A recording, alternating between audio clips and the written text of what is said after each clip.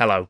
Welcome to Jordan Sorcery's GW Books Club, where we're making our way through the original 17 books released by Games Workshop between 1989 and 1991. This month, we're reading Red Thirst, the third and final anthology of Warhammer Fantasy stories, and there are some incredible returning authors and some exciting and interesting stories to talk about. Before my friend Stu and I start exploring those tales in turn, I will take just a moment to explain each of the stories and what happens in them, starting with Jack Yeovil's Red Thirst. The mercenary Vukotic is in the city of Zufbar during a time of great celebration. His search for work is interrupted when he finds himself taken prisoner and shackled to a gang of slaves alongside a youngish girl. It is whilst being carted to an unenviably grim fate that a broken link in the chain allows Vukotic and the girl to escape from the Cathayan trafficker Dian Ching. On the run from their would-be captors, Vukotic discovers that this is no ordinary girl, but rather Genevieve the Vampire, adventuring companion of Prince Oswald in his recent quest to destroy the great enchanter Drakenfels. Genevieve is now working as an undercover operative seeking information about threats to the Empire, such as the recent moral crusade led by Claes Glinka that has captured popular attention and seeks to ban revelry and debauchery. The shackles that bind Vukotic and Genevieve are both iron and silver, meaning that neither of them can break them without the aid of a blacksmith, but the forces of Dian Ching, an adept of Tsien Sin, the Cathayan aspect of Tzeentch, are in pursuit. They are forced to use stealth and guile. Whilst secreted in a hunting lodge overnight, the pair overhear plans to use the moral crusade as a way to further the cult of chaos within the Empire, and it soon becomes clear that they must return to Zufbar to interrupt a dangerous public ceremony. Dian Ching dispatches ancestor spirits and elemental masters to thwart his escaped prisoners, but they outwit them all and make it to the ceremony in time to unmask the leader of the moral crusade as a mere puppet controlled by Tzeentchian cultists who were the true power behind the movement. Dian Ching is defeated and takes flight, transforming into a dark avatar of the Chaos God on the way, whilst Vukotic, having overcome his initial disdain for vampires, finds himself somewhat besotted with Genevieve. The vampire, meanwhile, decides to make her way to a place of peace to rest for the next couple of decades. Stu, Red Thirst, the first of the stories in this anthology. This is a Jack Yeovil, Kim Newman story. We're returning to some classic characters that we've been enjoying some of those tales already. How did you feel about this one overall? I liked it. I didn't know what to expect going into it. I think you get an idea of the Jack Yeovil, King Newman style, and I maybe expected more of it than it delivered. I definitely still liked it a lot. But yeah, there was some parts of it that I thought were a little bit strange, but the story's very, very different. I quite like the way it starts. Yeah. It's quite cinematic, which he seems to do very well. But it probably didn't end as strong as it started. I thought the first sort of third to half of it were very, very good. And very, as I said, very cinematic. But I think the end was a little bit kind of, oh, okay. But then you've got to remind yourself that it's a short story and it's tends to be the way it's going to go. But what do you think? Yeah. So this is the start of my unusual reaction to the book Red Thirst, because I think I came into Red Thirst, the anthology. My expectations were so high because this is an all-star collection, this one. More or less, I think there's one new author we've not seen before. Everybody else is a returning author. Everybody else has pretty much written stories that I've enjoyed to some degree. And I was looking forward to, I can't wait to see what happens from, what this author's going to do next and where these characters are going to go next. And then most of them, I thought were fine or I enjoyed, but I wasn't as taken with them as I have been with the other stories from those same authors. And I think Red Thirst it sort of started that reaction for me. And I think maybe my expectations were just too high, and it was unfair coming in because I've loved the Kim Newman, the Jack Yeovil stories we've had so far. Absolutely loved them. They've been real favorites. So I wanted this one to be another one, the next favorite for me. And instead, it was solid, it was interesting, it was fun, and there's some really cool ideas in here. But it's probably the story that feels the most different to the Warhammer world that I recognize, and that's because of some of the influences it draws on, and we'll talk about that, I'm sure. But it does a few things that I find difficult to enjoy, where it sort of almost shrinks the world a little bit, as well as opening it up and looking at things like Cathay that we haven't seen before and kind of bringing in all of this new kind of cool stuff. It also brings together a load of characters we've experienced at other times in other stories and says, oh, actually, these guys all spent time together.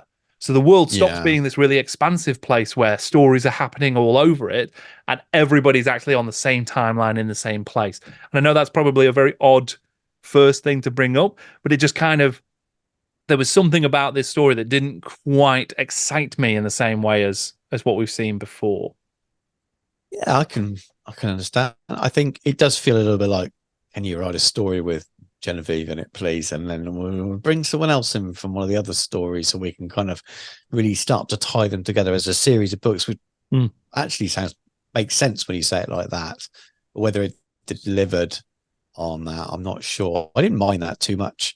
The issue for me with that, just to go into detail on it, is when we see Detlef, a young Detlef, and it didn't feel quite necessary because we've already got multiple characters from other stories. So having another one turn up, and I get there's like a little magical, it's supposed to be the start of their story together and stuff, but that particular point kind of just for me, it didn't quite work. It wasn't quite that sort of magical thing, and then that kind of put. I didn't mind that bit. I thought it was quite amusing. It's it's short cute bit, in a way. It's a very minor detail, so I'm not entirely sure why my mind has chosen to go, oh, this is the thing to remember about it. But yeah, I don't know. Maybe it's just because the pieces didn't fit as neatly together for me as previous Jack Yeovil stories. So some of this stuff kind of it stands a bit proud in a way that I didn't quite enjoy. Yeah. Maybe it's a bit like a new film in a series where the others have been really successful, and this is a bit commercial. And these callbacks are there commercially because people are going to want to see that. Wouldn't it be really cool if we brought a young Detlef as a child into it and we just drop his name and suddenly it's it's almost like an Easter egg at the end of a Marvel film or something. Do you add those little bits there to get people excited about it? But does it add anything? I don't think it took anything away for me, but I think the whole story was a little bit, it felt like it was if you remove the names from the story, I think it takes a lot of the story, all the quality of the story away in some ways. I think it's less enjoyable. And I think maybe that's more important is that it's probably just an okay story when normally he writes really good stories. And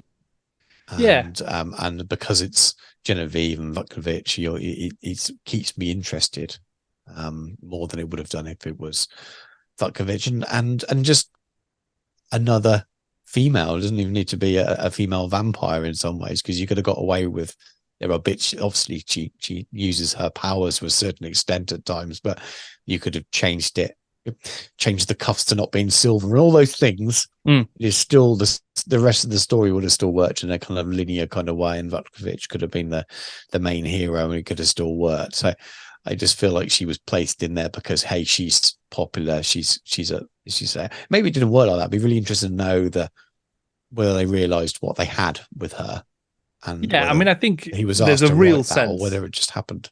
Yeah, I definitely get the feeling that Kim Newman really enjoys the character of Genevieve, and I think that's why he has returned to her a number of times and brought her into his later works as well. And I've got no problem with that. I think that's quite cool. And actually, for me, the those two characters together was the strongest part of the story. Putting them together and doing like a road movie in the Warhammer world, that was fun, and that was a sort of really cool concept. There's a few. It kind of has that feel of almost like an 80s. It's not quite a buddy cop like comedy, but there's a sort of buddy cop drama almost, where you have, you know, two very different perspectives. They don't get along to start with, but they're handcuffed together, so they've got to work together to escape the villains who are after them. And so that vibe really does work, and that's really good fun, I think. And you do get, Vukotic, he hates vampires, and you know, it's all you've almost got this like, a very, as you said, cinematic. There's a cinematic feel to it, and you can almost see like that character saying, "If there's one thing I hate, it's vampires," you know. And there's that sort of feel to him as a character. So that was quite cool. And then having it, because it was also quite episodic as well, because obviously you sort of, they go here and then this is what happens, and they go here and this is what happens, and there's a bit of like, there's a few contrivances to make sure that they, you know, they have to stay handcuffed together for the entire duration, because otherwise they'd separate and go off, and then it'd be the end of the story. And they also, even though neither one of them is like a traditional hero, they still need to be maneuvered into a place where they're going to come and save the day.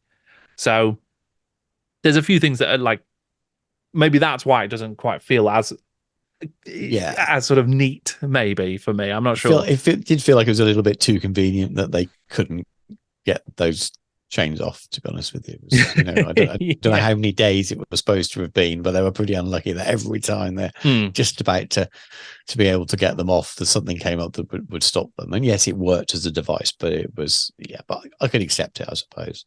What about the rest of the setting? I mean, it's some unusual parts, weren't there? I mean, one thing that stood out to me, I don't think it was bad in its storytelling, but the whole idea of the acolytes and the sort of almost pseudo-religion thing didn't feel particularly Warhammer.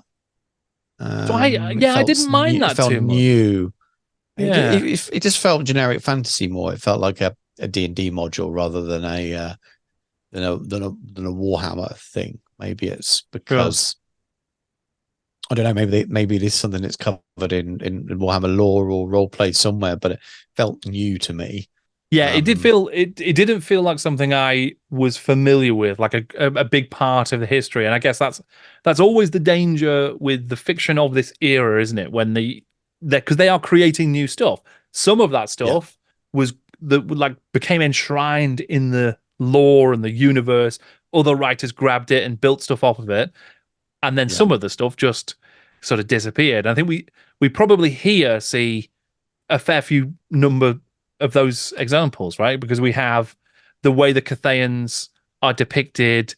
We have the moral crusade in the Empire that's apparently big enough to have it's a real threat. It's potentially going to take over the Empire. So you've got this aspect of it.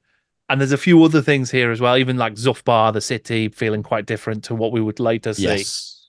So there are some things there that I do think easily could have become major parts of the Warhammer world if writers following Newman had said, you know what, I'm going to build on that. I'm going to use that. The moral crusade is something I can do stuff with. And it may well exist, and I've just forgotten it or have not read it. But it did feel like something that hasn't been touched on too much elsewhere, I think. I suppose you're right. I think it feels like if you've got King and Bill in your name, then what you write tends to stay around in the lore for the rest. But if not, it's probably gone by the wayside somewhere. A good chunk. A little bit flippant there, but it does feel that way a little bit. But I quite liked it. I got to the end of it. I thought this is fine. This is fine. I enjoyed it. I'm not hugely drawn ever by Cathay. I thought it was an interesting take on it, and there was enough there that made me interested. It's just not something. I mean, we talked about wider games before, and you like that part of mythology and films and all kinds of things, whereas it's just not something that's ever attracts me. So I'm unsure if Games Workshop do Cathay for the old world, I'll be very excited about it because it will be brand new. But if I was coming to the game new and it was there alongside other new stuff, I'd probably be drawn to something else first. So with that in mind, I was still quite intrigued by it. Because I realized I knew nothing apart from that it existed on the map, and there was very, very little. So I realized that I knew nothing, and I'd be interested in exploring it a little bit more. But I quite liked it. I quite liked the little bits. Like my pronunciation is going to be awful, but they talked about Tianjin, which is cafe and fantasy. And I just thought little things like that. I thought, I quite like that. That's cool. That's cool. I quite like the idea that they have their own culture, obviously, but also the things that underpin the Warhammer world are the same there. They just go by a different name, and that's not. Yeah. Sometimes those things go unsaid, don't they? Or the whole of the old world would use the same terminology for everything, don't they? Even we've seen Orfeo in Stalia, and everything's still given the English or the old worldian name for the Chaos Gods. And this is the first time we've seen another language version of it, and I thought that was quite interesting, just sort of almost realistic, I suppose. So I liked all of that. I did like it. The Acolytes of Estelle is a little bit generic-y fantasy for me, but the rest of it was fine. I thought the ending was a little bit, like I said, but it was, you kind of expect that in a short story. There has to be a big scene at the end that ends relatively quickly, I suppose. Yeah, and we can come back to the ending at the end, because there is some interesting stuff with that. But yeah, I think on the cafe point, I think it was interesting. It was an area of the world, this sort of interpretation or version of cafe, which I don't know that it was ever seen again outside of this story. But it definitely promised an interesting world, or a sort of corner of the world. And what I did quite like about it, because obviously what Kim Newman has done here is just grabbed a lot of different sort of, it's almost like a pan-Asian influence to create this kind of mythical version of Cathay that he is sort of creating. And yes, there can be problems with doing that and the approach that people take with that kind of storytelling. But I think that that's very in keeping with how the Warhammer world that's sort of become the basis for everything else was also crafted. You know, it's been described by Rick Priestley as a portmanteau world where you just grab loads of influences, put them together, and then come up with something else. And that's kind of what Newman's done. He's taken bits of Chinese and Japanese and other East Asian cultures and kind of put a few things in there. There's also loads of martial arts movies and sort of, you know, that cinema stuff in there too. There's even a reference to Godzilla, right? That there is a Godzilla somewhere out there in the Warhammer world who's just chilling out and doing stuff. That's quite fun. Yeah, I forgot about that. So there's quite cool ideas. That yes, they're different kind of elemental as well. Away. Sorry, different elemental as as So we have earth, wind, fire, and wood. Yeah, which I think also comes from some East Asian philosophies, right? I think that shows my lack of interest in that kind of. Because there is a particular kung fu movie of the elemental ninjas, and there is a wood faction, and they've got like wood powers and some very cool stuff. So I think all of that is kind of in the melting pot for Newman, and it's quite fun, and you kind of get a very different corner of the Warhammer world that has, like you say, that overlap with the old world that we see more often, because Tzeentch is still present, but like you say, it's a different version, and it's worshipped in a different way. The religion is built in a different way around it. Still has the same evil aims and is acting through agents. They approach it differently because it's just a different culture from the world. So that was quite cool. I liked that. And I on the elementals, I'm a huge fan of elementals just as a concept. I think they're great fun. So getting to see them turn up in the story and do some cool stuff, and for it to be that kind of that classic Fable-esque trick the elementals so you can escape. Yeah, that's fun. I can get on board with that. And it works I think in a full-length novel that would have been that was a little bit much. But in a short story, it's quite nice. It's quite fun. So Yeah, yeah. I mean, and then yeah, I think The it's a shame we elementals didn't were get to see were a more of thing then this. as well, weren't they? So very Yeah, much in Wolfrup, even in third edition fantasy. I remember seeing the stat lines for them, and I think I even had a couple of miniatures, so they were very much a thing. yeah, It's just yeah. I've Much more forgotten about it, present. to be honest with you. And I thought, oh yeah, elementals. Yeah, But yeah, I quite liked it. It just probably wasn't. Maybe it's because it didn't feel like a Genevieve story. Like she was, yeah, because it felt was like she'd Vucetic's kind of fallen story out of her first one and of her foremost, isn't it? stories into something else. Yeah, And then maybe that's what it is. She's Was she even the way? Yeah, I think she sort. I suppose she would have been younger, still very old, but younger at that sure. point in terms of the timeline.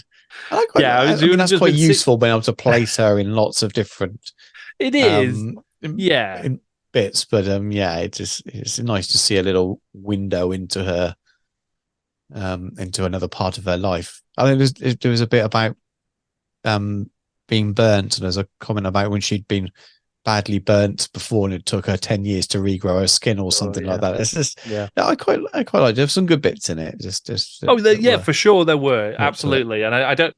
I know I came into this probably not from the most positive perspective, but overall I enjoyed it. It was still a good read, and for most of this book, I enjoyed most of this book as well.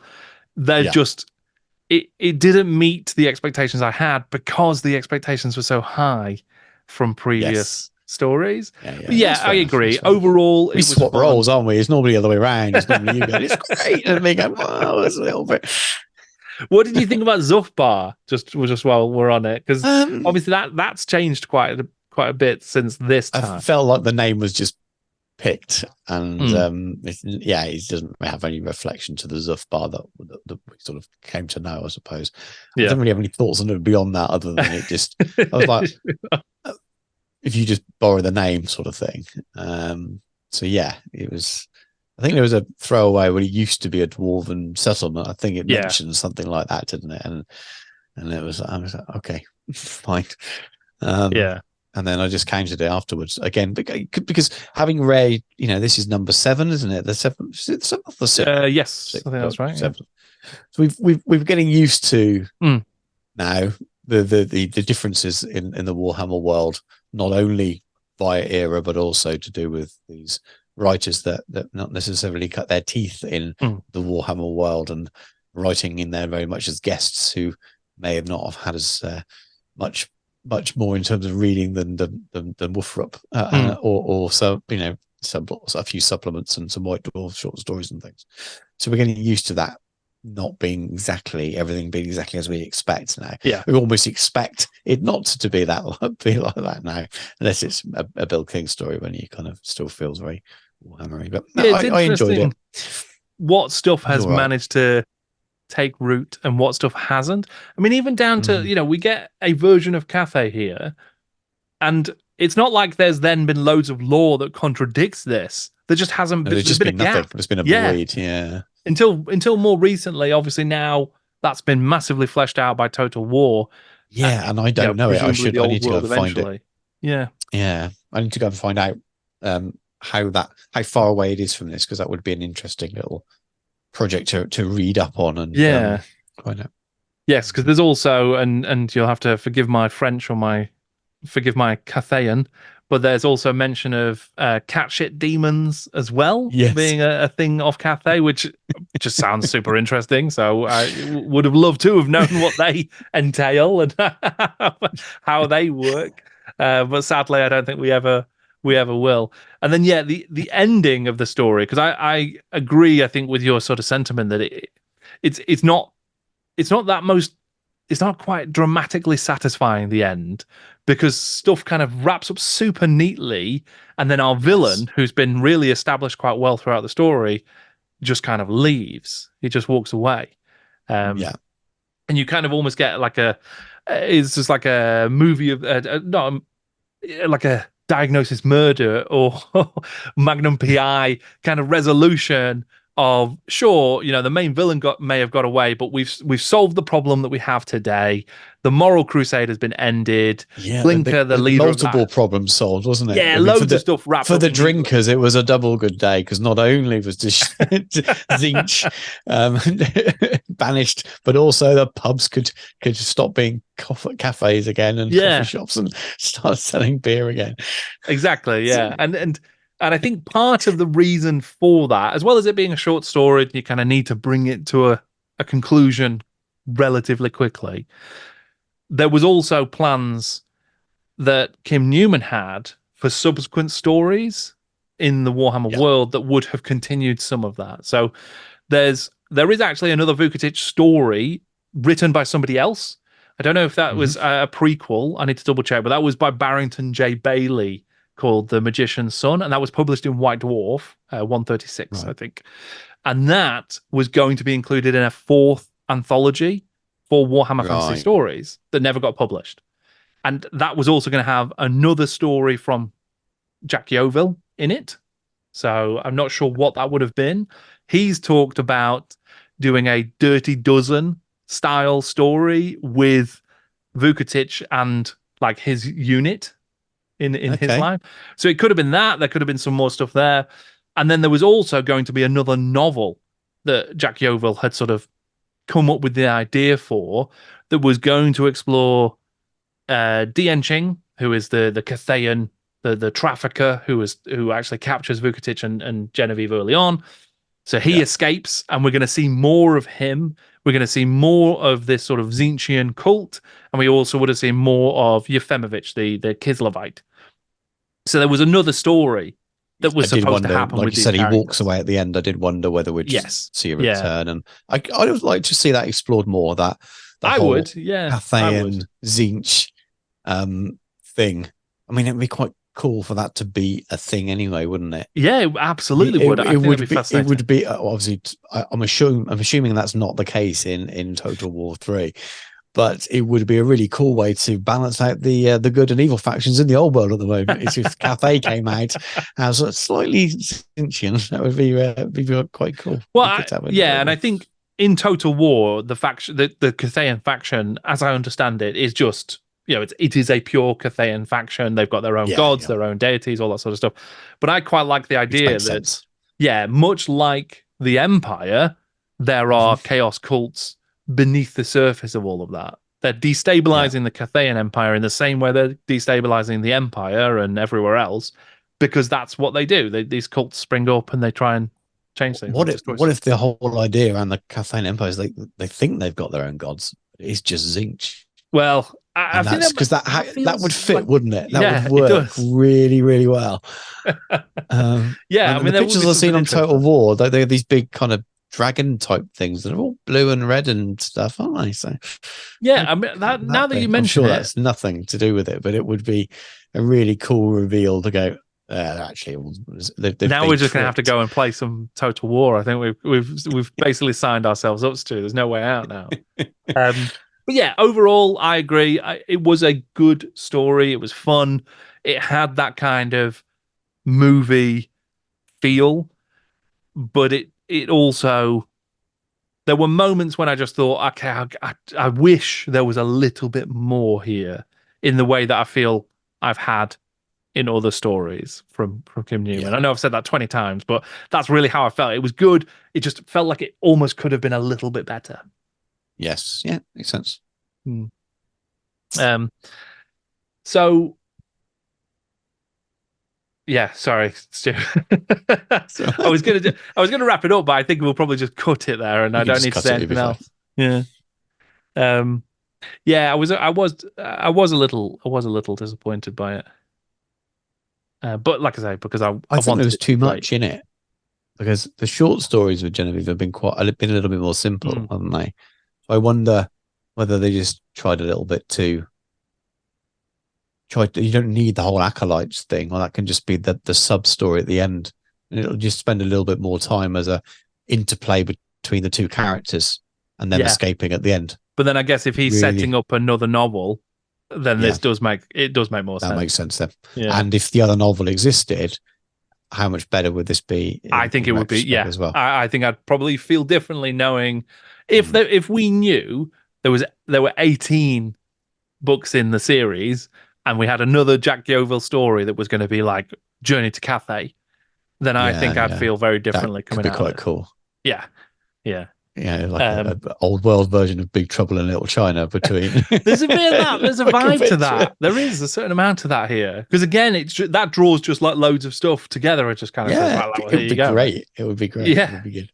The Dark Beneath the World by William King. The troll slayer Gotrek and his poet friend Felix finally make it to their destination, the ruins of the dwarf city of Carrack 8 Peaks. On the journey, the duo save another group of travellers from a goblin raid. The noble Templar knight Aldred Kepler, his magical advisor Dr. Johann Zobelich, and the Bretonnian scout Jules Gascoigne. Arriving at the ruined dwarven city, the party discover that the last expedition of dwarves, led by King Belagar, have taken up paranoid defence of the surface of the hold. With Belagar's permission and the gracious assistance of the dwarf Magda Freyadotter, the group begin their descent. The Knight Templar is on a quest to recover the lost magical artifact of his order, the Order of the Fiery Heart, the sword called Caragul, and together with Gotrek and Felix, he fights through the initial halls and chambers of this lost hold, taking on orcs, goblins, and ogres as they go. During the heroic quest through the dungeons, Gotrek is plagued by the spirits of the dwarven ancestors, disquieted and fading away thanks to the desecration of their tombs. With newfound resolve to put this right, Gotrek leads the party to the tomb, where they discover a mighty, warped chaos troll. The troll takes the life of the Knight Templar, but Gotrek manages to overcome it. A horde of greenskins threatens to kill Gotrek and Felix, but thanks to the freed dwarven ancestors, they are saved. With Felix carrying the rediscovered sword Caragul, the duo make for the surface once again. Gotrek, Felix, and Carag 8 Peaks. This is I would say, a classic William King story. What were your thoughts on this one? You know what I'm going to say, don't you? Because I love Gotrek and Felix. And anyone who's watched us talk about these before, out of the short stories that we've covered so far, this is my least favorite of them. But I still love it. It's a little bit more formulaic, I think, this compared to the others, and I'm going to compare it to the other Gotrek and Felix short stories. The other two are very much setting them up as characters. They feel established by now. There's a lot more to learn about them as one day when you have time to go on and read more of them, there is a lot more to find out about them. But it feels like the first two short stories are very much established them as characters, and you learn a bit about them. And this is, as like I said, a lot more formulaic. They very quickly, don't they? They meet the others on the road, and it's kind of very quickly into we can join them on the next stage of their journey and the quest. And it's very much then we are dungeoneering. So it's good because I enjoy the way it's written and I enjoy the characters. In terms of the overall idea of a story, it's not groundbreaking, is it? It's there's huge Lord of the Rings vibes going on. Can we go down into the dungeons of Moria without? It's like more. I just called it Moria. It's not Moria, but that's what it is. There's even descriptions of vast halls and greatness that's decaying, and I know the whole dwarf vibe in Warhammer is very much like that as well. The race is always in decline, but it's very much set up here. It's interesting. I'd be interested to know whether this was some of the first time that they've really started to explore that in terms of the dwarven lore, rather than just throw away paragraphs and things in a background. Because there was an interesting conversation between Gotrek and Felix where Gotrek's almost quite melancholy about talking about the dwarven race, saying we used to be great, but we're not great anymore, manling. This is, we've got too much pride. He's very kind of almost realistic and sad about the decline, and that's almost a deep bit in the middle of a very sort of normal dungeoneering style story. But I liked it because it's Gotrek and Felix. In terms of the other three we've covered, it'd be my least favorite of them. Yeah, it's important, and again, it's important more as you know later on. That sword becomes important. So it's the callbacks to it once you read later stories as well. It's an important part of the tale. sure. So what do you think? You excited to read more Gotrek and Felix, or are you kind of like, oh, it's not quite as good now? So I am excited to read more, but I think I share that same view, actually, where of the three so far, this one remains rock solid, but is my least enjoyed of the stories. And yeah, I think some of that comes from it being quite, I say formulaic, but because it's a dungeon crawl, essentially. It's a Warhammer Quest adventure. But it was a good one. It just didn't bring a lot of like new exciting stuff to the table, especially because so much of it really did feel like the Mines of Moria, and you really did feel like you were getting a sort of similar exploration. Because even like you say, that stuff about the dwarves is really well told. It's really, really good, but that's also quite Tolkien-esque, I think, isn't it? In terms of the faded glory and mistakes that were made, right? Yeah, delves too deep, mines too deep, and all this. Yeah, exactly. It is the same. Yeah, and it works. Don't get me wrong; it works really well. And like they say, if you're gonna steal, then steal from the best. And it adds a lot of really good stuff here, but this doesn't sort of tell us as exciting a story as the first two parts of their sort of trilogy. And I guess that's also the issue, if there's an issue here, is that this is the third part, the final part of the short story trilogy for Gotrek and Felix, because even if there were going to be one in that unpublished fourth anthology, it was unpublished. So you've only got the three. The first two feel like we get a story that's really about establishing Gotrek and what he's about. Then we get one about Felix and establishing what he's about. And now we're supposed to culminate in the objective of their quest. They get to a place that's incredibly important, and there's quite an emotional climax to it, but it doesn't quite feel like a big final part of a trilogy. It just feels like another day in the life almost. Yeah. I think it's because some of the depth isn't there. So in the other stories, there's a lot more of Felix exploring whether he wants to be where he is and what he wants from his life. He's a little bit more absent from that in this. There are moments, of course, but not so much.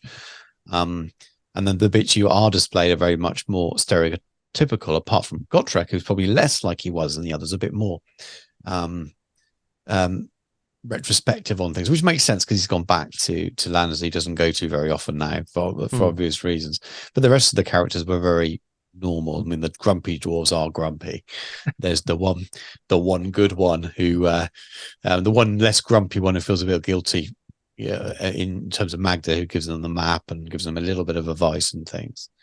But yeah, I mean, Belegar changes a lot. That character is different to the Belegar of the modern Warhammer age. I can't believe that's the same Belegar who dies defending Eight Peaks from Goblins and Skaven in a certain End Times novel. That's a good one as well. So I finished it recently. So that's a completely different character, and he's became a famous as a minute. There's still a fairly colorant miniature at the moment. I think you still buy it for Age of Sigmar. So that character's lived on. But the rest of it, like you said, is formulaic. The goblins are goblins. The troll is a troll. It's all stuff you recognize. And quite a cool chaos troll, though. Yeah, he's a cool chaos troll with his extra little head, and and he's killed. It's almost the game elements come into it as well, isn't it? How do we kill the troll? Oh, we kill him. He's got regen. We need to use fire, and that's the same in Wolfrup as it is in fantasy. So all those things, as a player of the games, they're super recognizable when you compare it to the other stories of, do we recognize this well? Whereas we don't just recognize the world here, we're recognizing the game in the story. And that's a real strength to it. And And no wonder that it was hugely popular, especially if you're a 14, 15, 16-year-old reading this. This is going to be your favorite, isn't it? Yeah, I can definitely see that. And then in an I interview, think so for most. yeah. I mean, it's a good story for sure. There's an interview with William King where it's not clear if he was briefed on the idea of creating a story to encapsulate the cover of Wolfrup first I edition, heard this. or whether that was his idea. Just the cover on the Yes, box tree and edition, whichever way round it was, obviously that does happen, and you get the events of the cover more or less, because I think there's a little inconsistency around Gotrek's eye, because in the cover he's got two eyes, but obviously at this point in the story he's only got one now. Yes. Other than that, it's a pretty faithful recreation of that cover, and the adventure is a dungeon dive that you would have played in Wolfrup. So there's definitely, you're right. You can see the game in this story very clearly, or at least one type of Warhammer game. And that's great. Maybe just because he's inside the studio at the time as well, that he kind of gets it from a perspective of the game. I mean, even if he's not thinking, I've been told, maybe even if he wasn't told to do it, maybe was he rules writing at that point? He was definitely in the studio, wasn't he? He was in the studio. I think he was still doing lore at that point. He does turn up as a rules writer on various things over the years, though. So it's being in with that small group of creatives really that are all involved in that, and maybe just being there next to the rules writers as well, and they're probably swapping roles around at times and play testing and playing games and things, which he did. Makes you wonder whether that it's natural that just comes out in the writing, that he's telling stories about games he's played, and it might not be conscious, but maybe. Who knows? But it might have been an informal chat, make sure I like your stories. I like the games. And I'm going to do that again then. It works. It does. I think I make an assumption, but if you're aiming at these novels at players of the game, which you've got to be, these stories just hit the mark in terms of appealing to people who play those games, who have the miniatures at home. It's more than any of the others. They're simple. I can imagine some of the other writers, some of the more well-read writers, maybe, who at that point would have thought, oh well, that's someone internal's written that story. It's a bit basic, isn't it? Whereas they're trying to do all these clever things, but at the end of the day, everyone loves these, and these are the ones that have gone on. And how are these characters? What, 4 authors now? Definitely 3. These characters have just lived on, and Gotrek's still going. He's still going in the mortal realms. But I think there's just something about it. It just did what it needed to. And it's still, even in the least favorite of the 3, it still does it really, really well. It does. Yeah, I definitely agree with that. And there were some really fun moments. I mean, there's quite that sort of emotional weight of Gotrek speaking to the ancestors, and there's quite a horrifying scene where one of them dissolves, like the ghost just dissolves on its way, and there's quite a sort of relatively powerful scene where he sort of, the help is requested from the ancestors because they're dying, because their tombs have all been desecrated by what turns out to be the chaos troll that's living there and is embedded with warpstone, that may have had some Skaven interference and all this sort of stuff. So it's got some cool stuff in it, and a good fight, and then there's also the sword, which I wanted to ask about, right? Because I am aware that this does become Felix's sword, right? And this is an important part of his story. Is it explained why he never feels any responsibility to return the sword to the Knights Templar? Because he's there when the Aldred, the knight who has descended into Carragate Peaks in order to reclaim the sword so he can take it back to his honourable knightly friends. Does Felix just decide to keep it, and he never thinks about those guys again? No, he does. He does think about it, and he keeps it for what I think. That's the next story, isn't the journey to the Templars or anything like that. So there are adventures in between then, and there are subtle bits to do with the sword and the way he thinks about the sword. So I don't want to give it all away. I want you to go and read it, but there are definitely times. There's a point in a later story where when he has this really sort of good conversation about whether his bravery is something that he's learned over time, as he become a better swordsman or a better fighter, or how much is it to do with him imbued power in the sword? And there's a really good kind of, he's trying to think about things like that. So there's lots of stuff like that to look forward to. Well, that's reassuring. So important. Unless I've misremembered it over time, and it's a completely different sword, and that's going to be in the comments. But I think it's the sword that I think it is anyway. I'm pretty confident it is, from what I understand. I think it is. So okay, no, but that's good. And there's also, just on that topic of the gameness of the thing, there is also in White Dwarf, William King co-wrote an Advanced Hero Quest adventure based on this story, and it's quite detailed, and you get all the character stats for Gotrek and Felix, for the heroes, for the Chaos Troll as well. So it's quite a cool adventure, a really in-depth, interesting adventure. All like the room with the moths is in there, so there's all this fun stuff that really brings the story to life. I would love to play it, so I can definitely say that for sure. So I think there is, even if it's not the best of these Gotrek stories, it's definitely a fun one that I would love to partake really fun game to play. Yeah, it makes me wish I still had my copy of Advanced Hero Quest, but I've not seen since 1995 or whatever it was. But yeah, it's good. It is fun, and there's one final note. Much like Zufbar, Carrag Eight Peaks changed slightly, I think, in the lore. At the very least, the name is changed, because it's called Carrag Eight Peaks at this point. Yes. Obviously, it's changed to Carrack Eight Peaks down the line.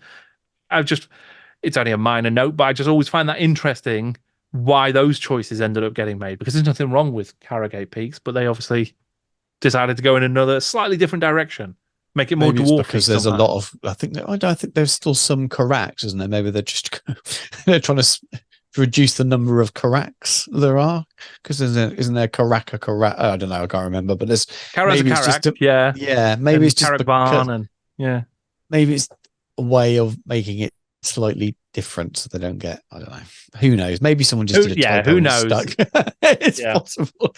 It's possible. It's not that different the way it's described here as it is funnily enough, in the end times, because it feels like it's the end of days here.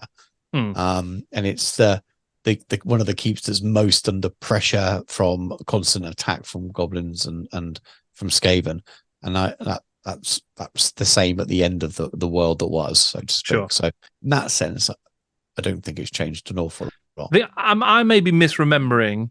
I feel like in the 4th edition dwarf book, it's more active with dwarves. It's definitely lost. There's always. I don't think I've read that, all of it. Anyway. I feel like, like I say, I could be conflating it with any number of lost dwarf holds at this point, but it feels like, because there's always a mission, there's always a quest underway to reclaim it. It's not as static as there's just a load of like Theoden King dwarves sat all dusty and cobwebbed. I was going to use that example as well. It does feel like those scenes put together, doesn't it? It does. Yeah, it really does. But like, I think there's more activity going. There's dwarf parties working on trying to reclaim it from the goblins primarily, but the Skaven as well. Pretty much all the time. It feels more active in the later versions, but that could also just be, or the dwarves do come and try and reclaim it. So it's not a big change, I don't think. One thing that I did think was interesting, just as a final point on Gotrek's character, and you obviously know him better than I do, you read a lot of the other stories. Something that felt a little bit out of character to me was when he was considering raiding the actual tombs. So it was like part of his quest was, I'm going to go and claim all the gold that's there. Is that, like, does that really make sense, or is that just a good excuse to get him there? I think, I don't know, I got the impression more that there was gold there, rather than whether it was tombs he should raid. I don't know. It was maybe the impression would be that there was gold there that was for the taking, and then having been there and realized how important the tombs were. I don't know, actually, because he does seem to kind of, his character just seems to kind of be really straightforward at many points where he's just, I suppose it moves to the point where he's just seeking his doom and he wouldn't be that worried about the treasure. But they are constantly looking for money. They're always short of money. I don't know what you do with that much money, though. They generally not need enough for the stay in the next tavern before the next adventure. That's what it feels like, because they have enough money to see them through to when they run out next, and then have to go and earn some more. Yeah, and they'll drink it and whore it and until it's gone, and then start again. So I guess they leave a kind of a desperate life like that. So in between seeking doom, enjoy it as much as possible, even if it's at the bottom of a bottle or a glass. So I think he's probably from more simplistic sort of side of things. So which I guess makes sense. Needs the money, needs the fortune, so they can go and do the next thing. And it's all part of him seeking his doom. Is that he needs the money to be able to go and find the next big challenge, so to speak. But yeah, you were right, I suppose, in terms of it being a tomb rather than just a stash of gold. It does change the perspective on that a little bit. Which I guess that's why he ultimately doesn't take anything, does he? I was almost worried how on earth is William King going to write Gotrek getting out of this? Because if he's just seeking his doom, then he absolutely would just stay down there with the infinite goblins and orcs and trolls and whatever else. He'd never come back up. So you then get, it's a tough one to I need a reason for him to re-emerge and go and find his doom elsewhere and not just walk into the darkness, basically. And I think he does pull that off quite well. It's got to be super heroic. And I think he's starting to get the idea that he likes the idea of his tale being told, of his heroic doom.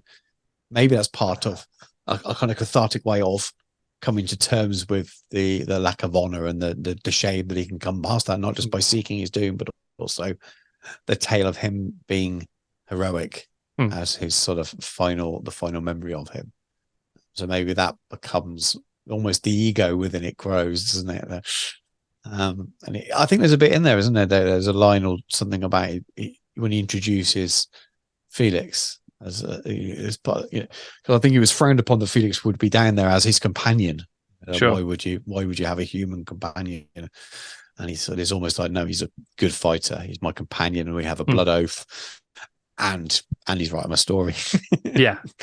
So, and that I think would be a strange thing to use as an example of why he should be there. I suppose also that he's only here because he's carrying a bag or something. It does add something as well, where he almost needs to ensure that although he might meet his doom, Felix won't. So he can't just walk down into the darkness, because Felix would be there as well, and he'd never get out and tell the story. Yeah, a lot of the time you don't get the impression that he doesn't care too much. It's up to Felix to get himself out of it at that point. It depends on the story. It depends on the time, because it does vary a little bit. Felix is very aware that but in Gotrek seeking his doom, that there's a very good chance that he's not going to be around to write the tale either, which is interesting. I suppose he's like the first war correspondent in the old world. Should have a blue helmet and a combat vest or something on. But yeah, it's interesting points. But I just don't think the characters at this point are anywhere near that deep or developed. Sure. Yeah, but yeah, overall, it was a good one. It was a solid, good story. It's a rip-roaring Warhammer novel, isn't it? It does what it says on the tin, so to speak.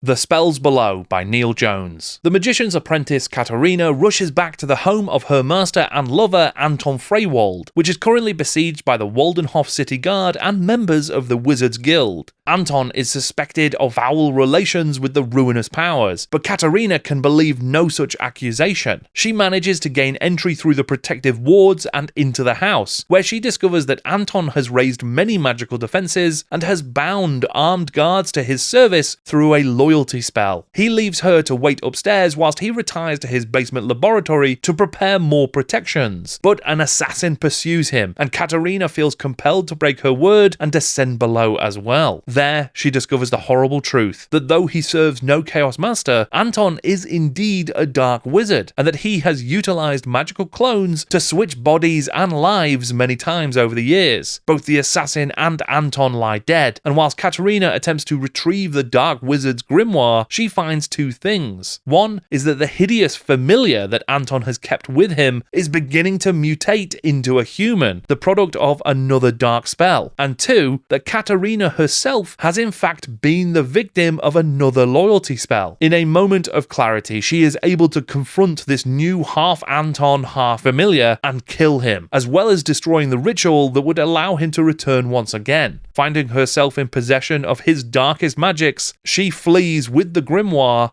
leaving the house to be raided by the guard and the guild. So the spells below, this one, a new writer for the GW book series. This is Neil Jones. This is a short that's telling a very sort of concise and a sort of small scale story compared to some of the stuff we've read so far in this book. How did you feel about this one? It feels like it was one of the shorter ones. I quite liked it. It's forgettable in many ways, and it's one of those I probably will forget when we get to the end of all of these books and we go back and we talk about our favorites and the things that really stick in our minds, some of them for the wrong reasons. And I imagine this will be one of those that potentially gets forgotten. It in many ways is unremarkable, but it's also nothing too offensive about it at all. It does a very nice job. It feels like a story of the length that you could fit it in a magazine and it would almost not be out of place. And I thought it was fine, and the setup was relatively straightforward. It's sort of into the action fairly quickly, which you need to be. It's all relatively believable, I suppose, within a Warhammer world context. The pseudo-German town feels like it should do. And yeah, the end sort of made sense as well. It was just a nice kind of short tale that Warhammer-ish enough. Could have been other fantasy. It could have been a prelude to a role play story. It wouldn't be the story that your characters would be part of, but that might be the story that leads up to the adventure afterwards when you have to go and search for the grimoire or something like that. That's the background story to it. So it's fine. I thought it was pleasant enough, and it didn't bore me. Sure. But I'm not going to rush back and read it either. It's not something like, oh, that was so good. The character development, the characters are very straightforward, aren't they? There's no time to really develop them too much. It's all fairly stereotypical kind of things. I think the most interesting part in terms of beyond the storyline was how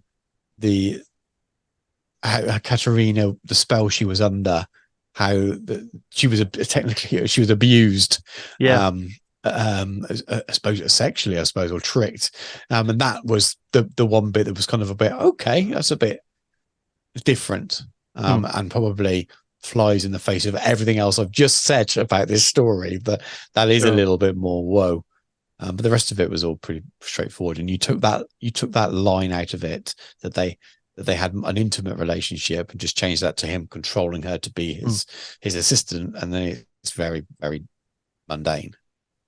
Yeah, it's an interesting choice, actually, that, isn't it? Because it's super dark. There's like a really dark use of just by magic. A line or two really changes it. It does, absolutely. And I think it's also quite interesting how earlier on we discover that the guards have been controlled by this same spell, and that they're now going to fight to the death in order to defend this evil wizard. And that, for me at least, I kind of read that and I was like, yeah, okay. And it's just like that's the sort of very typical thing an evil wizard would do.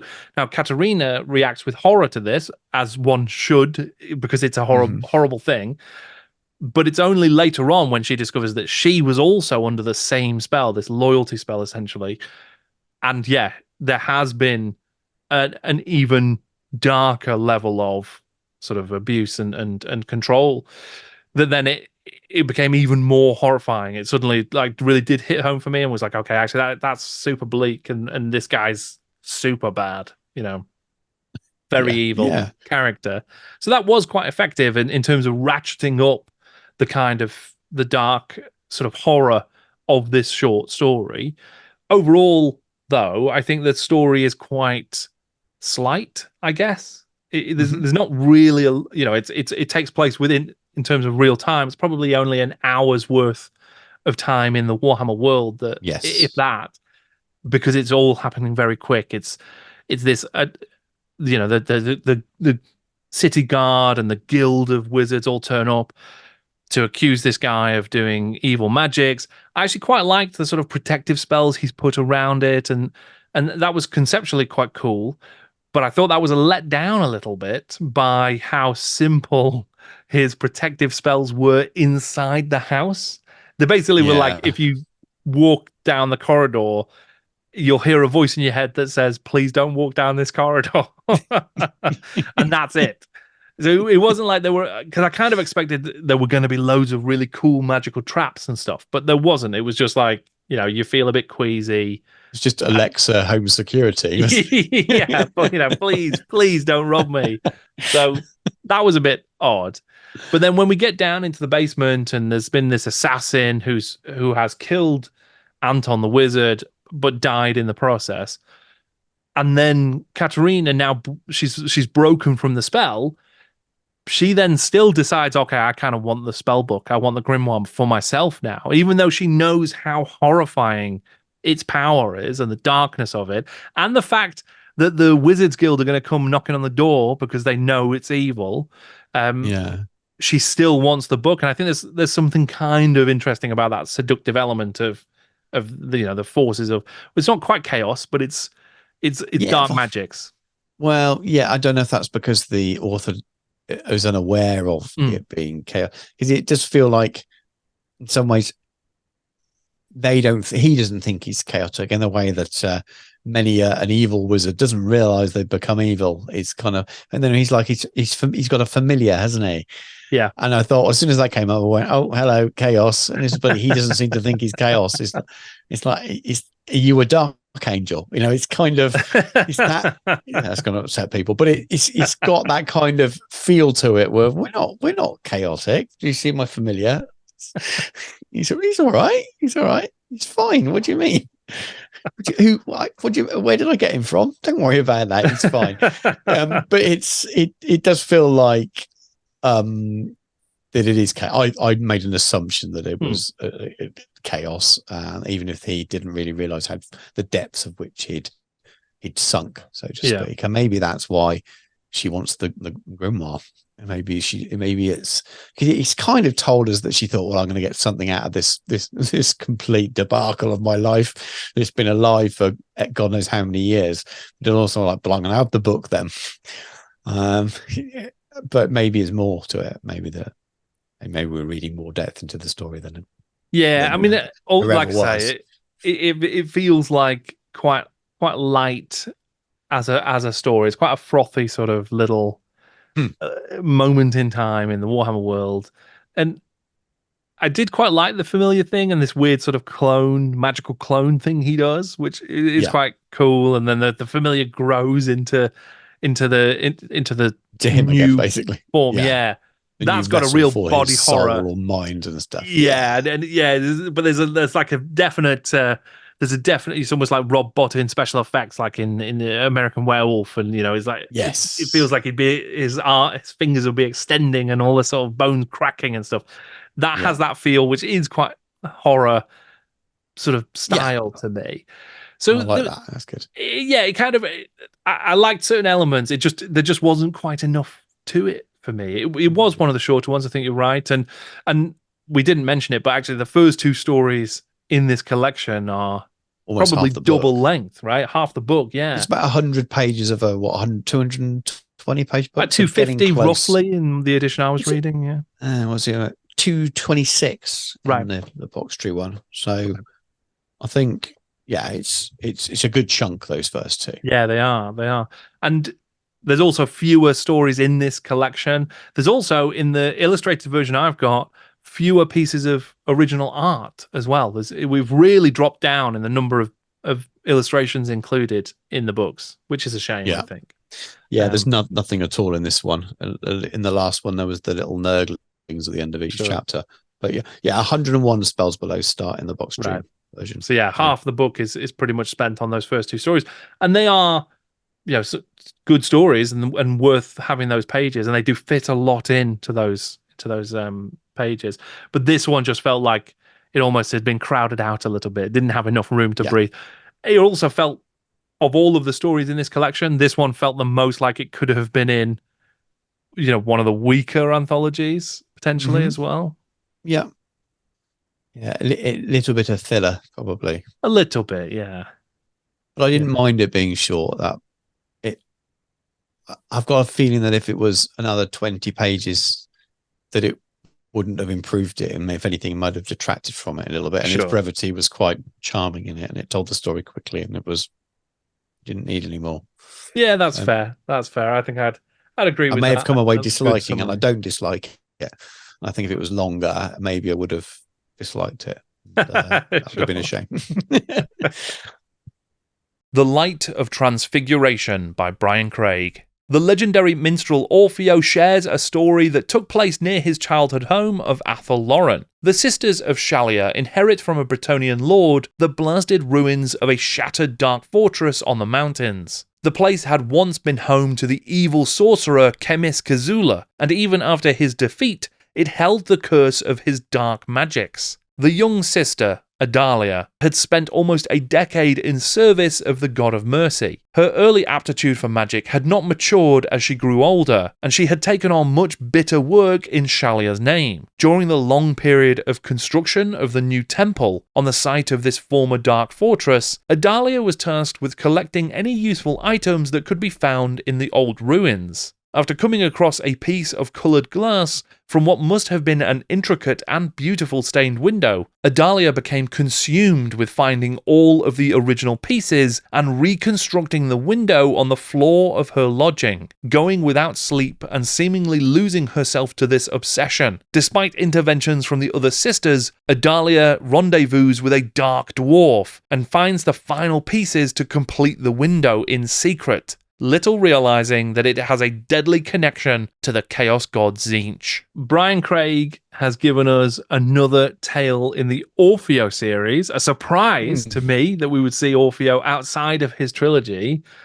Yeah. This one is, again, is kind of completely unconnected to Orfeo, really, but it kind of starts from an interesting center point, which is, Orfeo is from the woods of Atholloran. He was raised by the elves.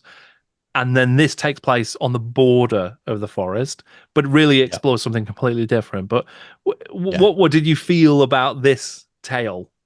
I felt that to start with, my first impression was Orfeo, and then it started talking about the woods of Atholloran, and I thought, Jordan's got the origin story he wanted. Oh no, he hasn't. And it's not even actually about the woods of Atholloran either. No. So it's just the most tenuous of tenuous double links. Brian Craig's done it again. It's almost like, remember that? Brian, do you remember we sent you that you were writing that short story? Yeah. I remember the Orfeo one. Yeah. Remember you were going to do that origin story. Yeah.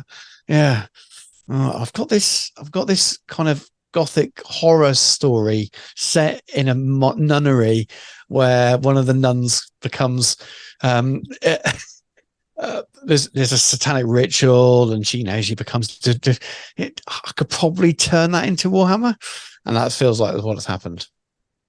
You could that could be set in any time period in North America or Europe, in a convent, and one of the nuns becomes possessed by the devil or something like that, and that you take away the couple of little references to Warhammer things, and that story works exactly the same.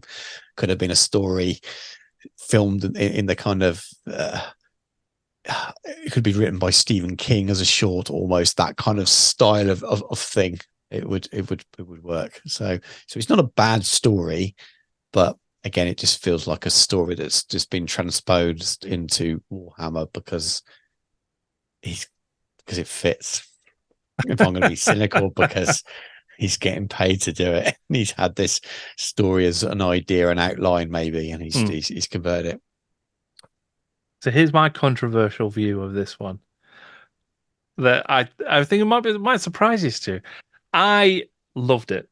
I thought this was fantastic. And yeah, I surprised myself with how much I really enjoyed this one, because I had exactly the same thought. So we start with Orfeo talking about his childhood, and I really thought, okay, fantastic. We are going to get the things I've been wanting from the Orfeo trilogy, at least from the finale of that trilogy, is Orfeo's real story. Like, he's a storyteller. We must be building up to him telling his own story, surely. There's got to be the whole point of the framing device.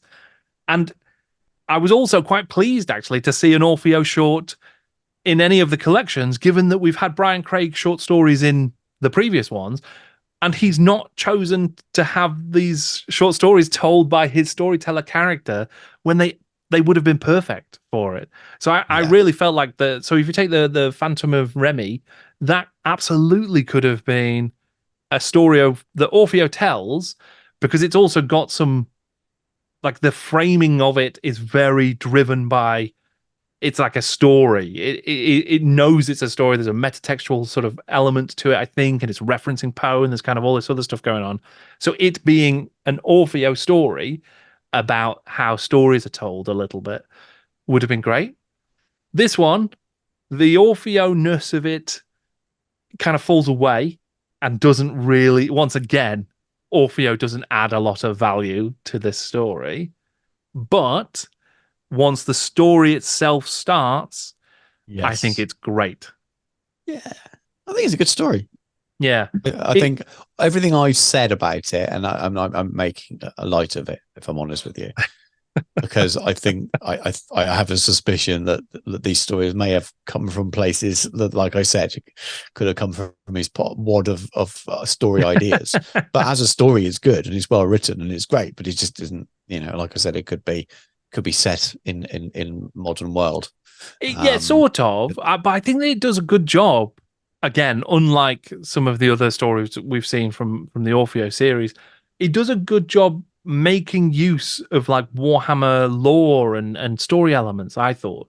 So that the little bit about the origin of this ruined fortress, and it being it's an evil dark sorcerer whose fortress is destroyed by Bretonnians in sort of defense of the realm, and then it's passed between a couple of generations.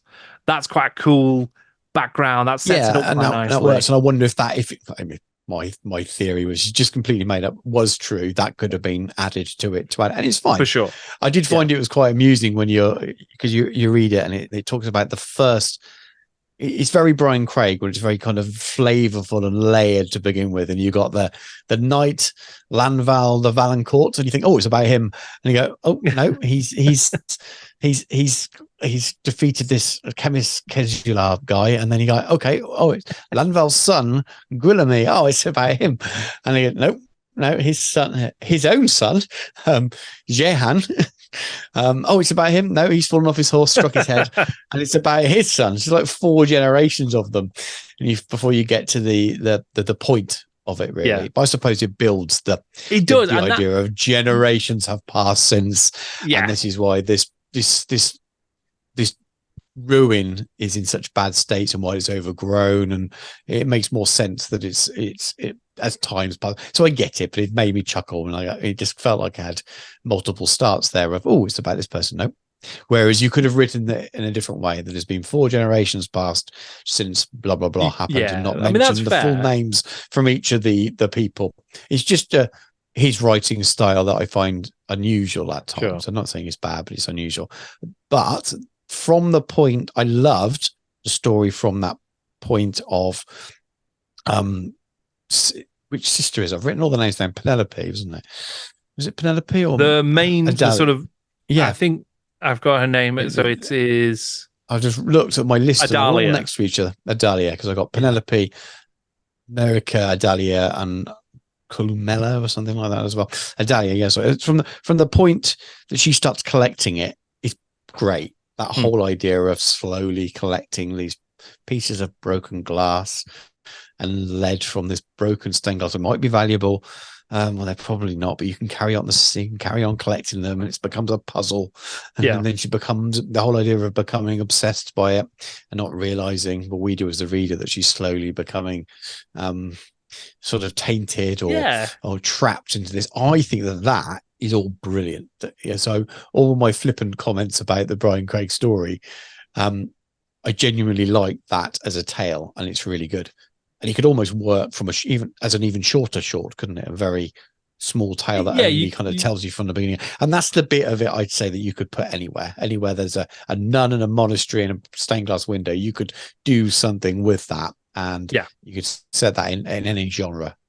Well, actually, the nun in the monastery thing had a real sort of Black Narcissus vibe. That sort of the story.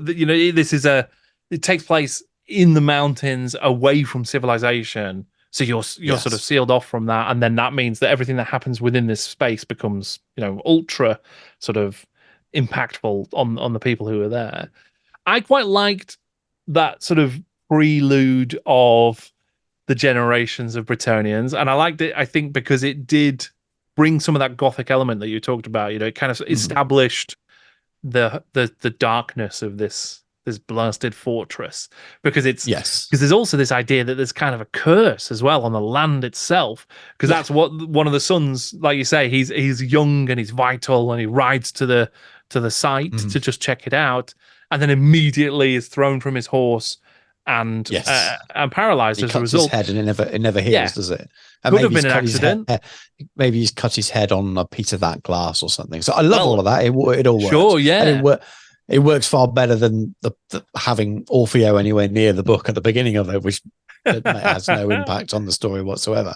So it's good. It is good in that sense. And then that also, because that adds to the weight of like just the place is cursed. That even if it's not cursed, there's a feeling that it's cursed. But then obviously we discovered that it is cursed in a way because of the glass itself, which is. It's obviously closely tied to Tzeentch and has that sort of that Tzeentchian vibe to it. Yeah, I put in my note Tzeentch ? The only bit that wasn't Tzeentch in some way was when she was found burned and spread eagled. But he has to get something in every story that's slightly. But then that could just be the quote unquote enlightenment of direct contact with chaos that's just what happens to her in this instance. Is she's just completely destroyed. She is, but it was definitely described as spread eagled, wasn't it? Sure. That's got a certain connotation to it. There's when someone's crucified, you don't describe them as upright spread eagled, do you, or something? Sure. So, and I think that was more generic kind of. I mean, that could be because of the sort of the avian aspect of Tzeentch, right? So maybe that's just a bit of wordplay. I don't know. It's like something like that. But whether or not, I just think she's got wings. the journey to that point, I think, though, is really fun and really like a really good sort of escalating horror story. And because we know it's pure horror, and it's really is, and it's kind of, as she's putting each piece of glass in, and we know all the warning signs of her behavior. She's covering up this obsession. There's a really cool thing where she goes and meets a chaos dwarf who has got the sort of centerpiece. I quite like that. That was quite cool.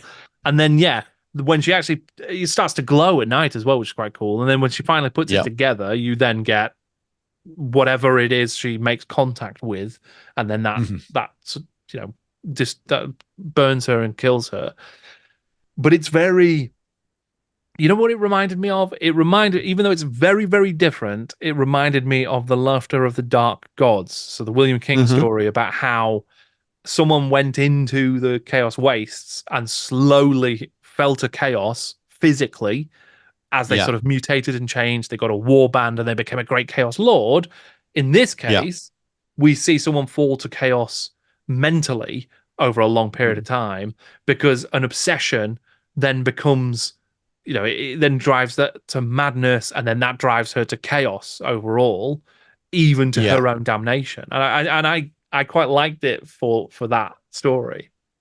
I suppose the only bit that doesn't make sense there, because from a Warhammer perspective, is usually chaos has got a goal beyond killing her or stealing her soul or whatever they were doing. That would be a reason, a way of coming back to life, a portal or some way of some kind of manifestation, which meant that they were back and able to wreak havoc in those lands, or at least open away. And because the dwarf is obviously interested in giving the piece to her, but it seems like the goal was just to turn her and kill her, and maybe her soul is in the realms of chaos now, and that explains it. But that's it. And in terms of a story, I think it's better that it ended the way it did.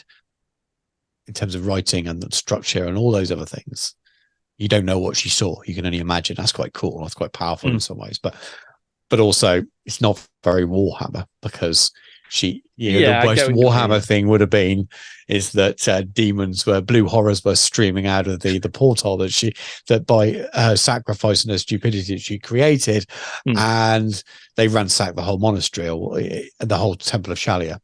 Sorry, monastery. Well, it was Temple of Shalia, of course.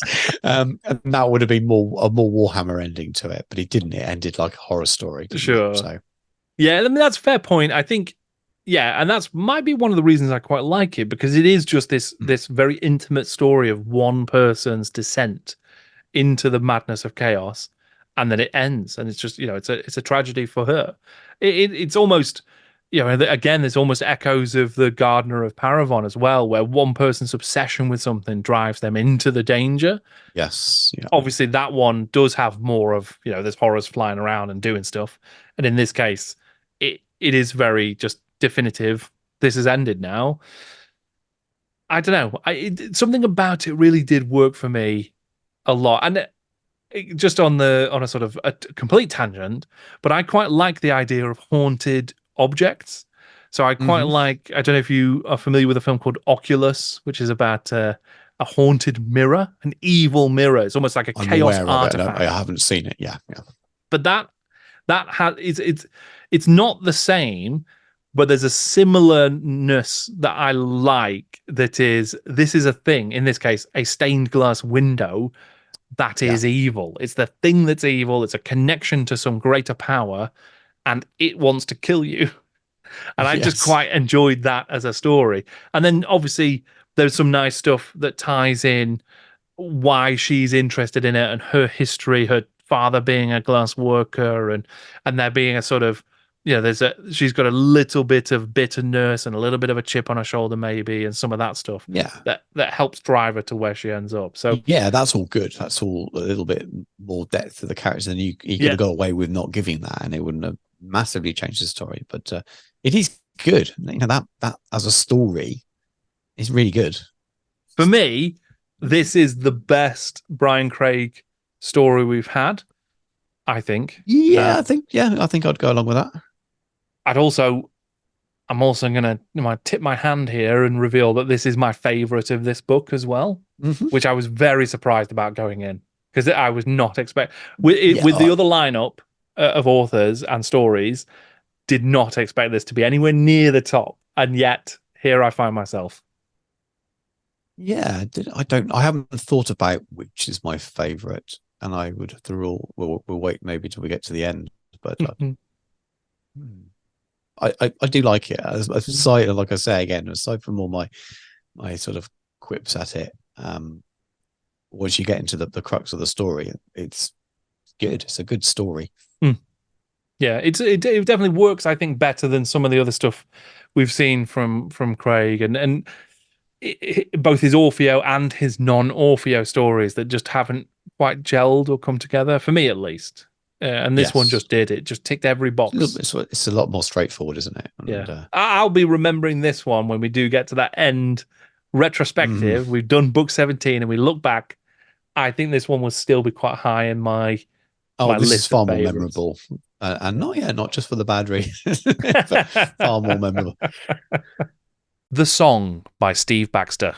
Halfling detective Buttermere Sam Warble returns for another case in the great city port of Marienburg. A dark sea elf called Eladriel wins Sam's mind in a particularly high-stakes game of 3-card Pegasus, and in order to win it back, Sam must carry out a very particular mission. The elves of Marienburg run a black market trading human art and artists, and an especially rare prize, a beautiful singer called Lorna, has recently been bought by a rival elven lord.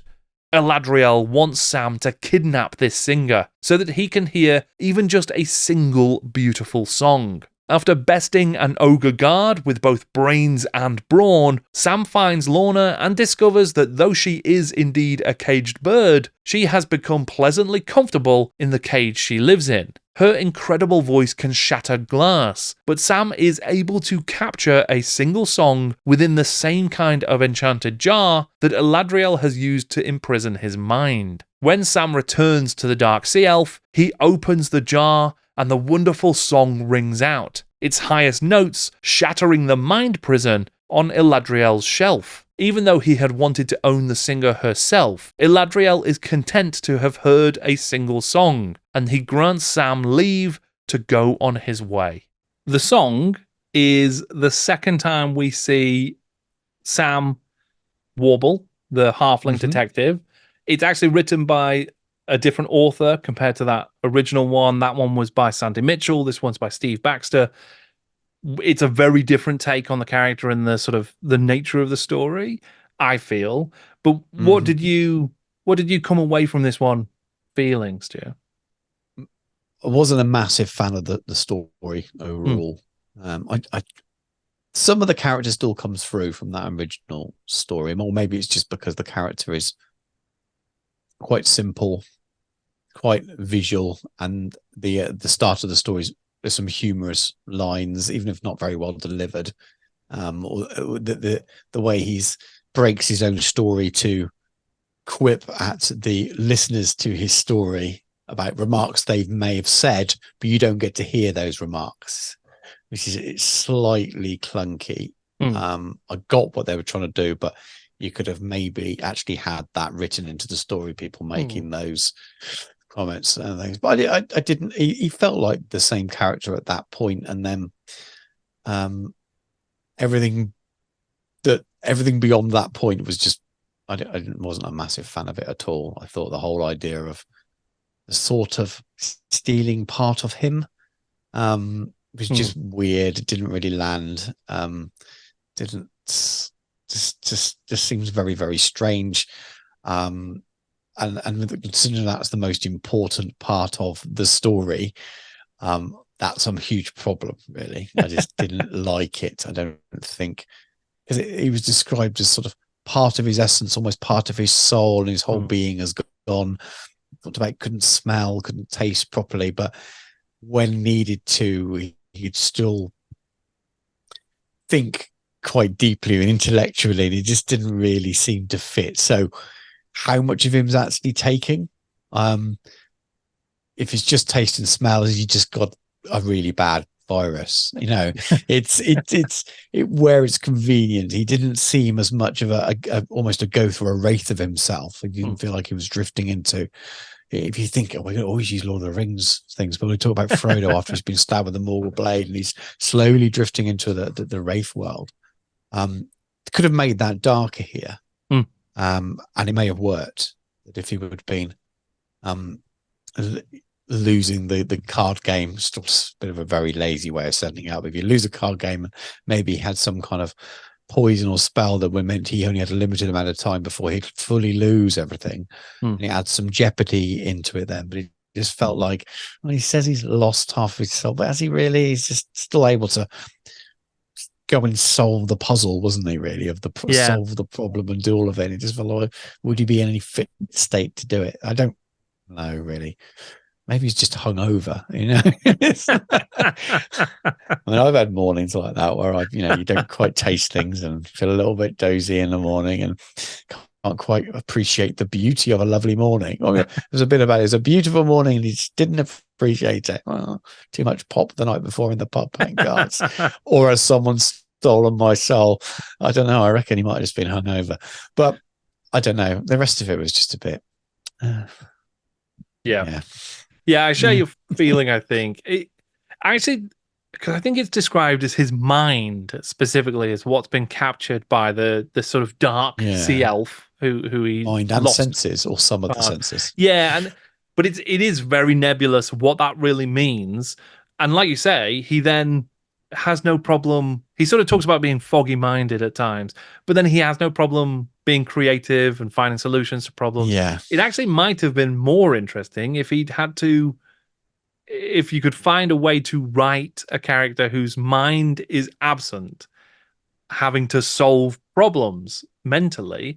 Like that, maybe there's an interesting challenge in there. I can't even conceive of what that would look like. But this story doesn't even attempt that. It just goes, okay, your mind has been captured by this elf, but also the elf wants you to do something that's going to require you to use your mind. So like, this doesn't really make any sense. And then the reason, I mean, it's, ultimately we're getting hung up on a very trivial part of the MacGuffin and the setup. But I think the reason that we're getting hung up on that is because then the rest of the story doesn't deliver anything that distracts you from those issues. Because it's not even a detective story. It's like a very strange, I mean, I guess it still has a noirish element. There's a damsel in distress and there's like black marketeers and evil elves who live this sort of shadow life in the city of Marienburg. But that wasn't explored, was it? Not at all. No, even not when we get to the other elf and Periel, I think his name is, you don't actually meet him because he kind of stays out of sight. It's almost like, I was expecting, he's going to have a showdown with him. No, he just because it's not about that. And he's just in the next room though, isn't he? It's kind of, it's. I was disappointed by this one, I think, because I felt that the first story with Sam was, yes, it was a parody, and there were times when it was cheap and times when it was rushed, but overall it was conceptually fun. I enjoyed the idea of this halfling PI wandering around Marienburg, having sort of Sam Spade style adventures and missions and whatever.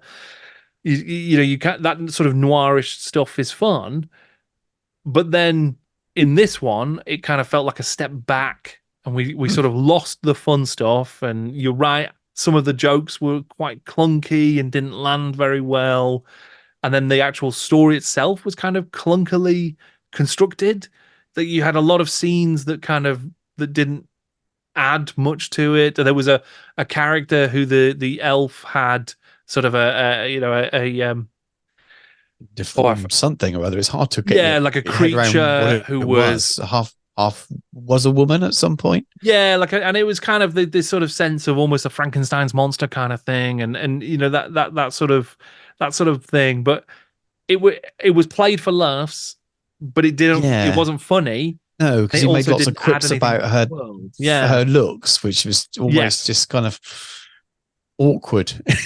Quite awkward. It's just like, and the elf himself, so Eladriel, I think it is, wasn't really drawn as much as I would like either. I think there's a cool idea there of this, so we don't really know much about sea elves, and I'm assuming he's a sea elf because it's in Marienburg and the elf quarter. So let's explore some of that and find out a bit more about the culture of these guys. Okay, it turns out that they don't value human lives, but they do value human art. And there's this black market in the artists themselves, I guess. That's quite an interesting idea that could be explored in a really interesting way. But like you say, we don't actually encounter the second elf, really. And it's just a setup. And it's all, I think, just a setup for the relatively clever, I'm going to get you one song sort of resolution. So it's Yeah, it's all in almost like they service of started that. with the It feels title like. first. And then Yeah, that concept. I'm also not sure that the elves would be that interested in No, I don't human think they would. arts either. Not any of the elves we subsequently see in this world. I don't think. No.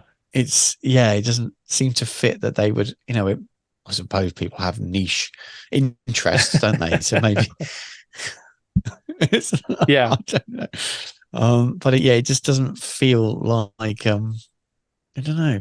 None of it makes sense, really. It didn't come together. I think there was one joke that made me chuckle that did really work for me, and it also was the only joke I think that really used the format as well, which was because obviously we've got Sam is telling a story to his friends, and like you say, a lot of the jokes try and use this. Oh, they've interjected, and Sam has to break off from his story to chastise them. And Yeah. the thing they've interjected is a hilarious thing about buying another round of drinks or something like that. So it's never that funny. Or no, that's not what I mean by a sausage or Yeah. something And silly. they almost feels like they should have said it because you could almost feel the silence Yeah, it of just doesn't. They it just weren't not funny working. for me, at least. They weren't funny moments. But the one that was when Sam comes up against the guard at the target elf's home, and it's a Yeah. huge hulking ogre, and he comes around the corner with his club, and then Sam just goes, and then I beat the ogre and went inside. Yes. And then obviously his crowd have then reacted to that and they say, oh, okay, I'll tell you how I beat the ogre. So that was fun. That was a really good use, I think, of saying, the story and the Yes. way he's telling the story. There was a Is little what makes it callback funny. to it right at the end as well, wasn't it? There is When a one of the callback, which friends wasn't as good, says, I don't think. no, but that was the first one of the. I think that was in their person. They actually spoke rather than him remembering it, or maybe I'm misremembering it. Yes, because you then come out like, of back into the sort of framing device, having finished still the doesn't story. believe the story, Yeah, because you said the ogre part, and if they did all the other interactions in the same way, that might have helped that bit. Still wouldn't have changed the main part of the story, which wasn't very good. Yeah, I mean that concept that we talked about, so the song itself. So because Eladriel had said, okay, I just want a single song from this singer, and that is what ultimately Sam ends up getting him. He manages to capture a song in a magical jar and take that, and then he uncorks it, and then the high-pitched note from the song that escapes from the jar actually shatters the jar that's got his mind trapped in it. So that I get on board with that as a clever concept and an idea. Where it didn't work, I don't think, was that the magical jar he uses to capture the song was poorly established as to what that jar was, what that magical jar did, or how he would use it to capture a song. Just never was set up in any way. It didn't feel like. Yeah, and even then, you have this moment when the song has shattered the jar that's got his mind in it. It's not that he then escapes, because obviously Eladriel's very powerful and could just steal his mind again, put it in a different jar. So you have to have Eladriel the elf see this has happened and then go, oh, you know what? You're a cheeky chappy. You can keep your mind, off you go. And that just didn't feel earned. It didn't feel like it was established or made sense for anything we've seen to this point. So it just wasn't a very satisfying story or end for me. No, it was just a little strange, wasn't it? Luckily, it was another quite short one.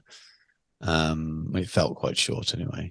Yes, it was quite short. But so yeah, I feel like this one was probably the most painful disappointment for me in this set. So there's been a few disappointments again because my expectations were quite high.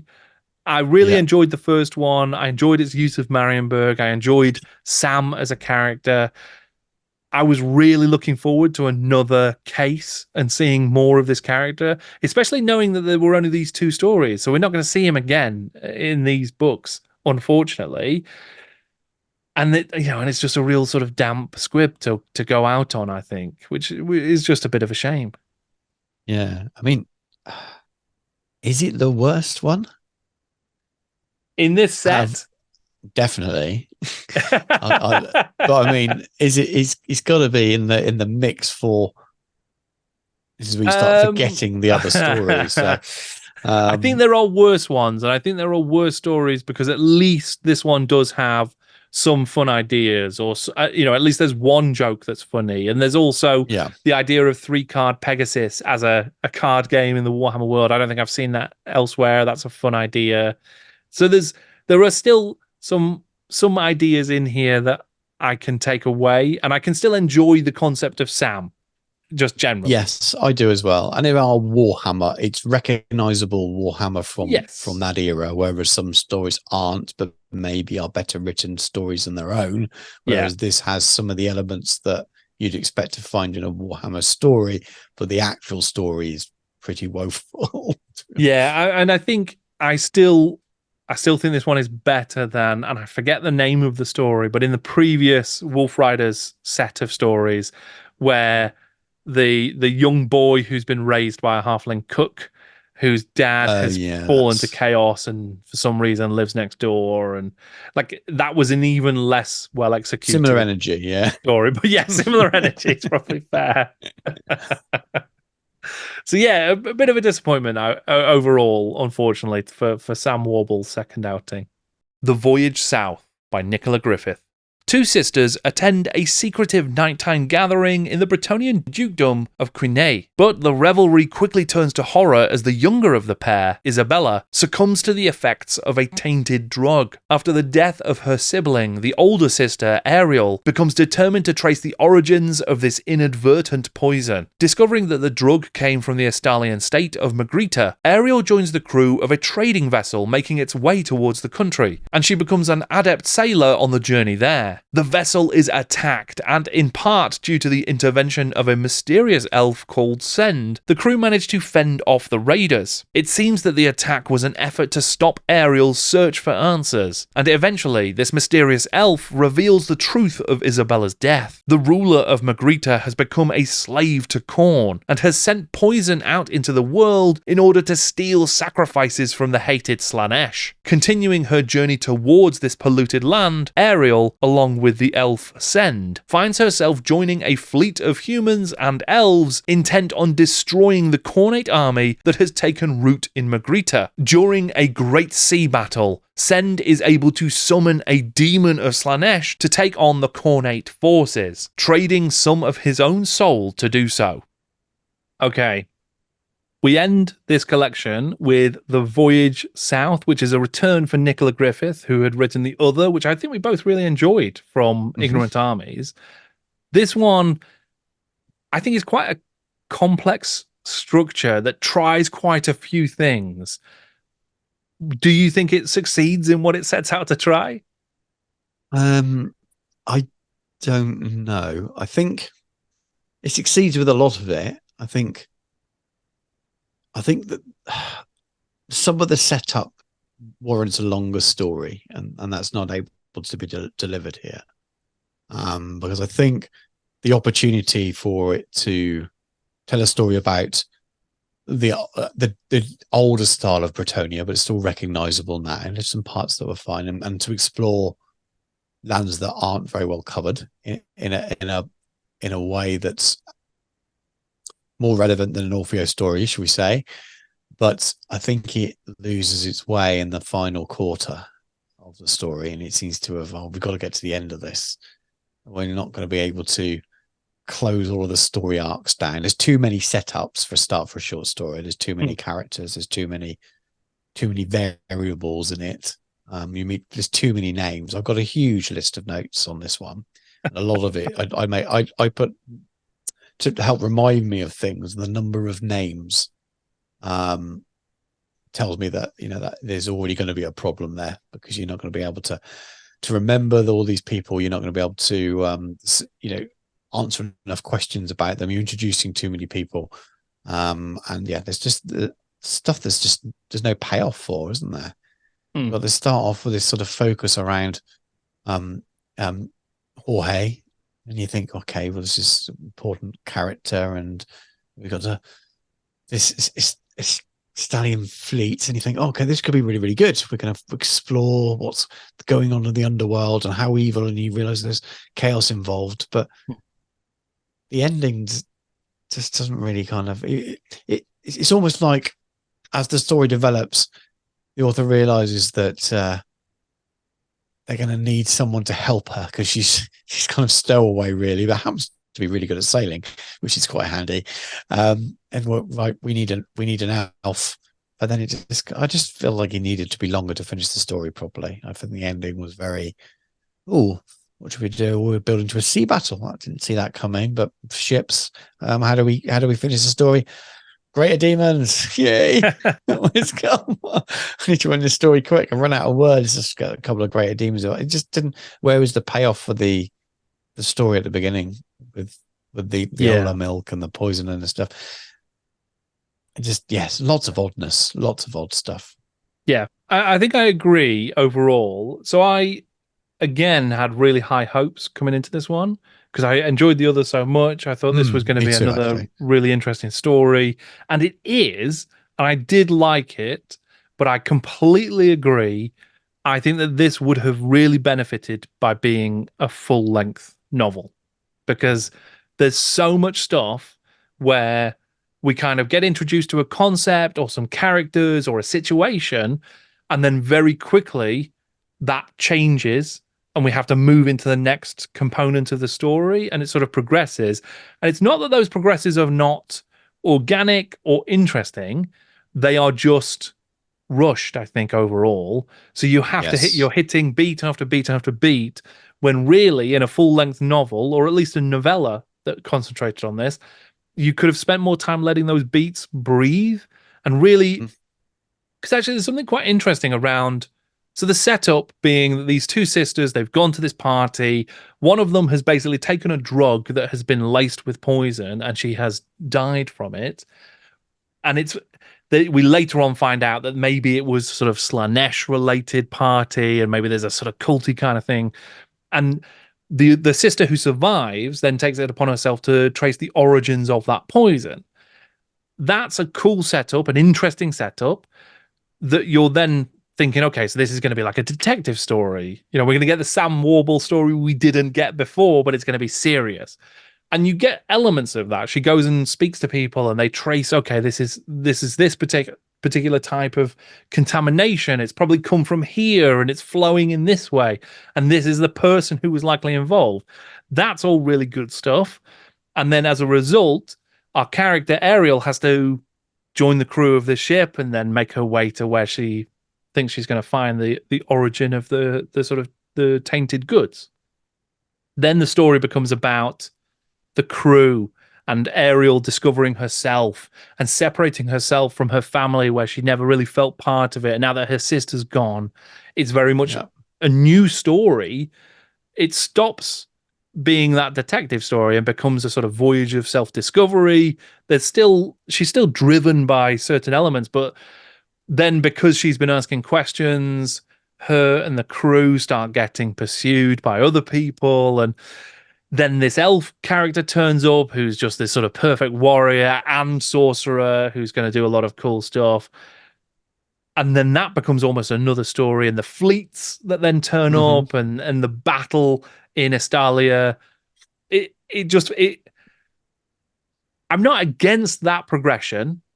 And like I say, with more time to explore it, there's actually something quite interesting about a character who sets off with a very clear purpose, discovering that purpose is kind of it will not bring her peace. It will not bring her sister back. It's not a problem she can solve, because this is global powers and chaos gods and all this sort of stuff. So she having discovered herself, moves beyond the need to just go and get revenge. That's a really interesting story. So I'm okay with it moving away from the detective story to something else. I just need the something else to then have the same amount of room to breathe. Yeah, I don't think it knows which. It's trying to tell 2 or 3 different stories, and it doesn't know which is the main one. I think it could have worked as a full length story or a much longer, maybe a novella. It doesn't need to be a full novel, but I might have worked if I think the whole detective or almost her seeking justice isn't needed as the main story. I think it should be her motivation for leaving home, her despair and losing her sister. So you almost have that as the underlying reason why she says, right, I'm going to go, because it feels like he wants to be a nautical story. There's a lot of stuff there.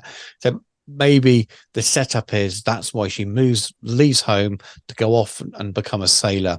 And then you focus very much on her adventures as a sailor. It means you can develop all the characters of the crew that you start to like, that you start to meet, and you can go where you want them.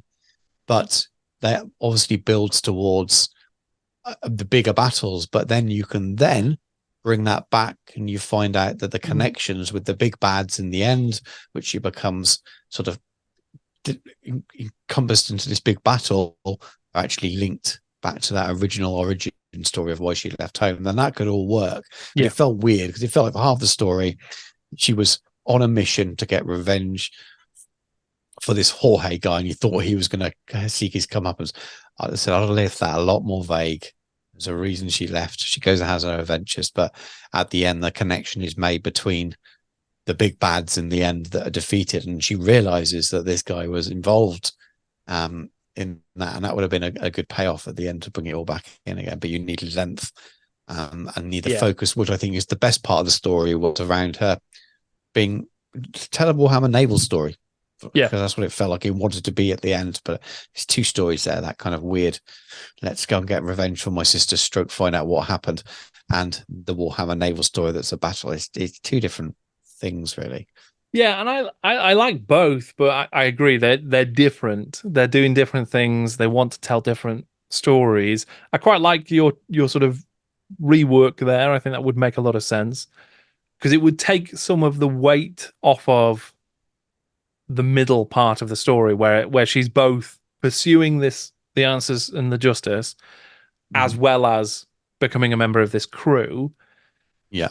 And they're not easy, sort of comfortable bedfellows, those two sort of separate sides of the story. Yeah. I did you like see her develop as a character and grow and see, get to know the crew and go off and experience more things and see more things, couldn't you? Yeah. But alas, it is not that. No, because you get some awkwardness around. So the elf character who turns up and sort of saves her at one point and warns her, okay, be careful with all these questions they're asking. He then there's no reason he couldn't have provided more information at that point, because he's a good guy and he actually does want to protect her. We then find out more about him. He's quite an interesting character as well. So by the time we get to the end of the story, we discover that he's this sort of roving elf warrior who fights chaos wherever he finds it, and he's found it here in this Estalian city-state, Magritta, that's kind of fallen to Khorne, and that's why he's getting involved, and he's joining the fleet and doing all this sort of stuff.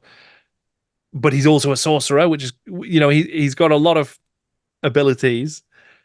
One of the things I liked about that, despite him being unnecessarily like shady for no reason earlier on, but at least there's kind of a cool payoff with him where he uses his sorcerer's powers to summon a greater demon of Slaanesh so that they can fight the Khornate and the Slaaneshi sort of followers and demons and whatever. That was quite an interesting idea, to have a goodie in the Warhammer world summon a chaos demon purely with the intent of using it to do good, sort of manipulating it into that. I quite liked that concept and that idea, and that's also tainted him. So no one wants to know him because he can do that and has done that sort of stuff, because he's presumably being, every time he dabbles in this and he entreats with chaos, he surely is bringing chaos upon himself, but he will continue to do that, and I think that's quite cool. It's very cool when the story just ran out of time to tell that.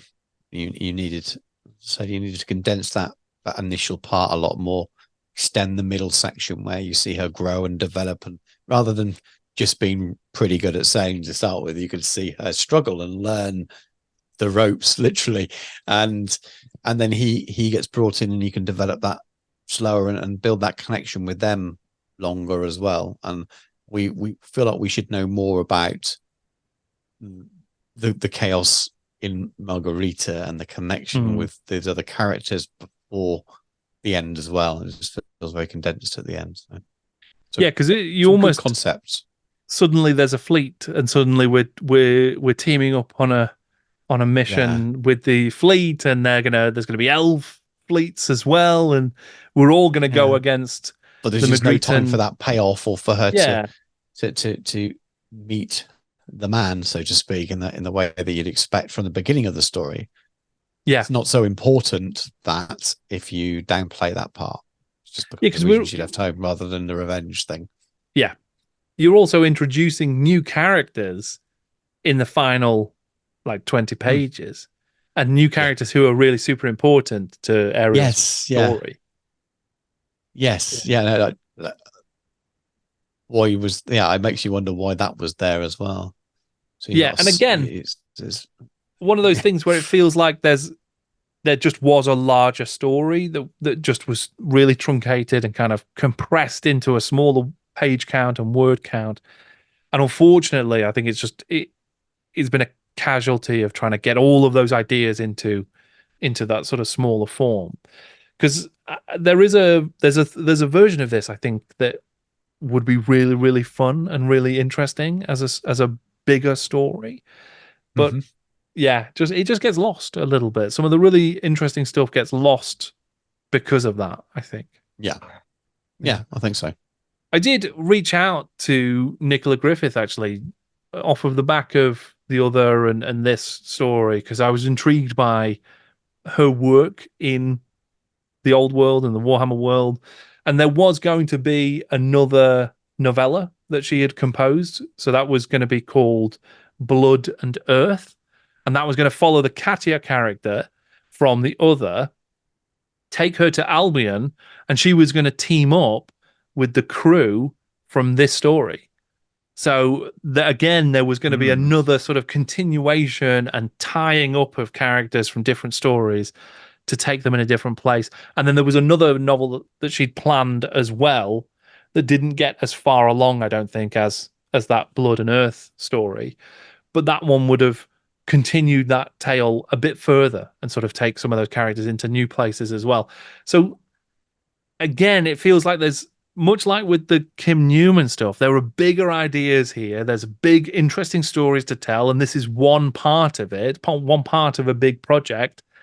And because the entire project didn't get completed, some of that doesn't quite work here. Yeah, it just feels like an incomplete story. There's just too many loose ends and too many things that are not quite polished enough to stand on their own, because we're missing that other bit. But I think it's probably testament to how interesting it was, even despite that I would want to read that other part. I would want to know what happened next because it's intrigued me enough. I agree, yeah. So, yeah, I mean, ultimately, for me, this story, just much like what we've seen from the rest of the Red Thirst collection, it's good, but it's lacking the oomph. It doesn't have the sort of wow factor or X factor or whatever. I failed to find the words, but whatever it is, there's something missing from most of these stories that just that mean that when I was coming into this as a collection and I thought this is going to be amazing, every one of these stories is going to be amazing. Ultimately, I've come out saying, yeah, almost every one of them is fine. Yes. But they're not that amazing magical experience I wanted or hoped for or thought I was going to get.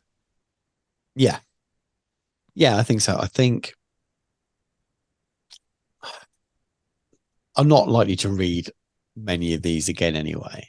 But if I was, I don't know, I was in an airport and had this book and my flight was delayed by 12 hours, I would read them again, apart from the song. Don't think I'd bother. I just don't think I would get any enjoyment from rereading it, whereas the others will have something that I've enjoyed at a certain point, something I like to re-explore and reread to a certain extent. So that, like you said, they're not bad stories. I mean, I always see Gotrek and Felix as separate from this. And my own perceptions of it are changed. I mean, the first time I read that story was in that first omnibus.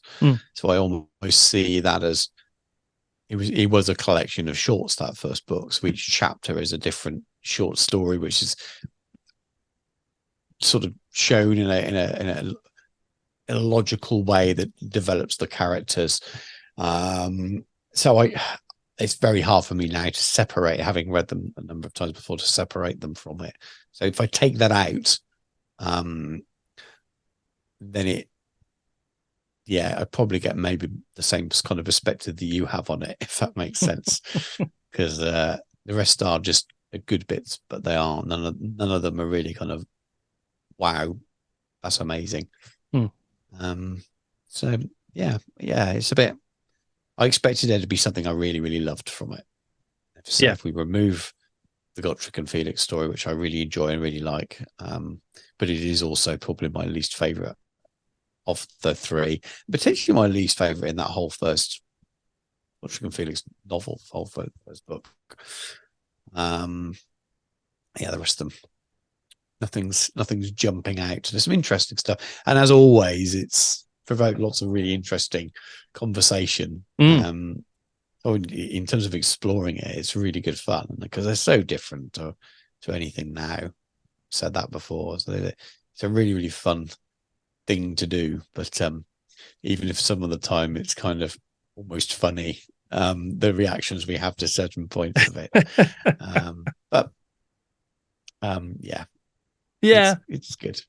I mean, from this collection, I think the Light of Transfiguration, so the Brian Craig story, against any possible prediction I would have made, I have come out of this collection, and that's not to say that I hate the Brian Craig stories. Actually, I've enjoyed some of them, and I think there have been some really good things in them. They've just not been my favorites up to this point. In this collection, absolutely is far and above all of the other stories here for me.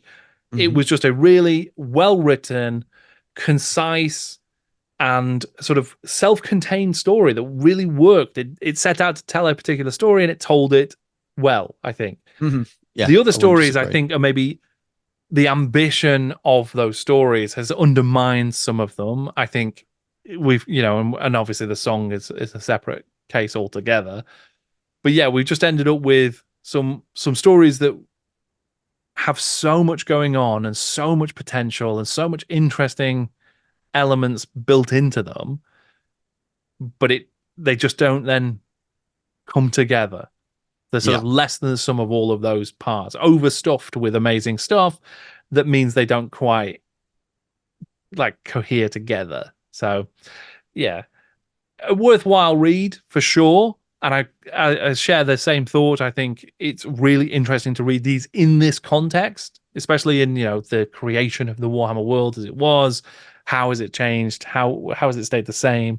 How did these stories fit within the world that was at the time versus the world that would come to be later? And I think that there are some very interesting authorial voices at work here. So I would have loved to have seen what that fourth collection of shorts was going to be.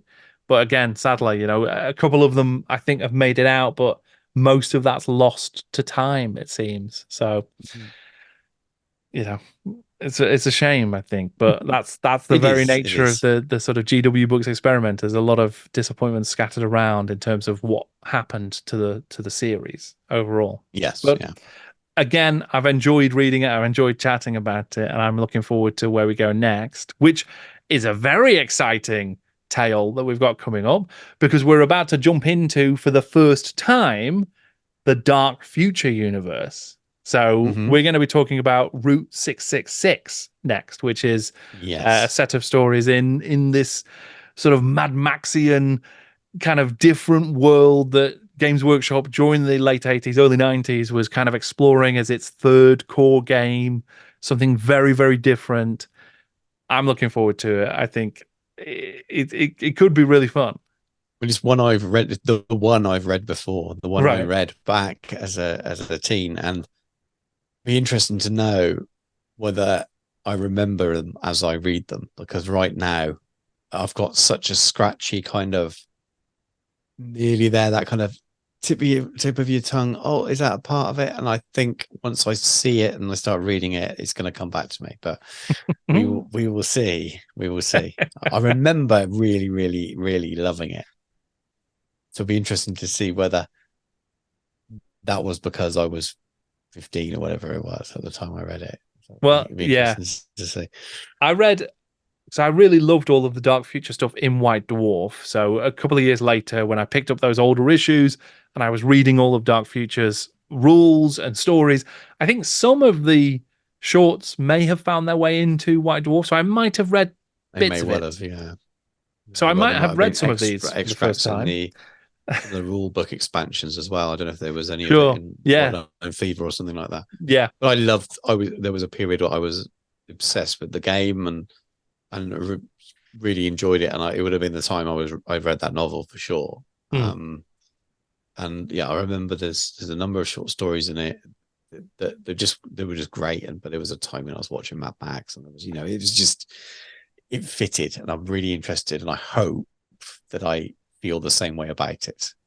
Yeah. And I suppose we're freed from the first time of saying how Warhammer was it.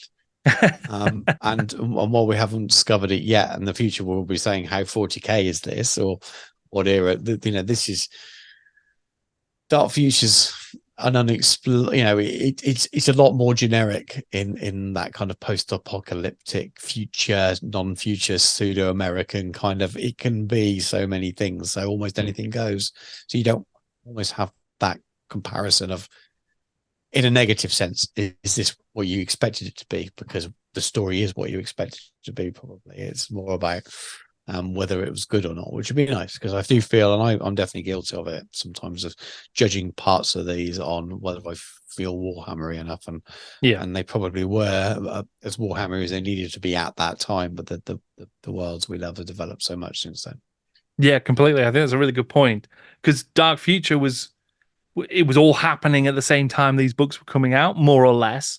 So you were getting a lot of that content, the rules, and the game was quite close to when the books were released. So yeah, there's definitely a bigger relationship there, I think, in creating the world. And there's a world there, but it's a world that you can kind of imagine across Mad Max, across parts of Dread, parts of even Stephen King novels, all those kind of weird kind of alternative future America thing, and it just works really. So as I said, there's no preconceptions, nothing as, oh, that wouldn't work, that wouldn't have happened, because you just believe what you're told in that sense. Yeah, and I think that could be quite liberating. Yeah, I'm looking forward to it. Yeah. Me too, really. Good stuff. Well, Stu, thank you for joining me for another great book club. I've really enjoyed it. People can find you on all the social medias, right? Yeah, all social media is at Miniature Realms, primarily the YouTube channel, I suppose. The others all feed into the YouTube channel these days. It tends to be the way it goes. And all of those links are down in the description below. Your Discord, your Patreon as well.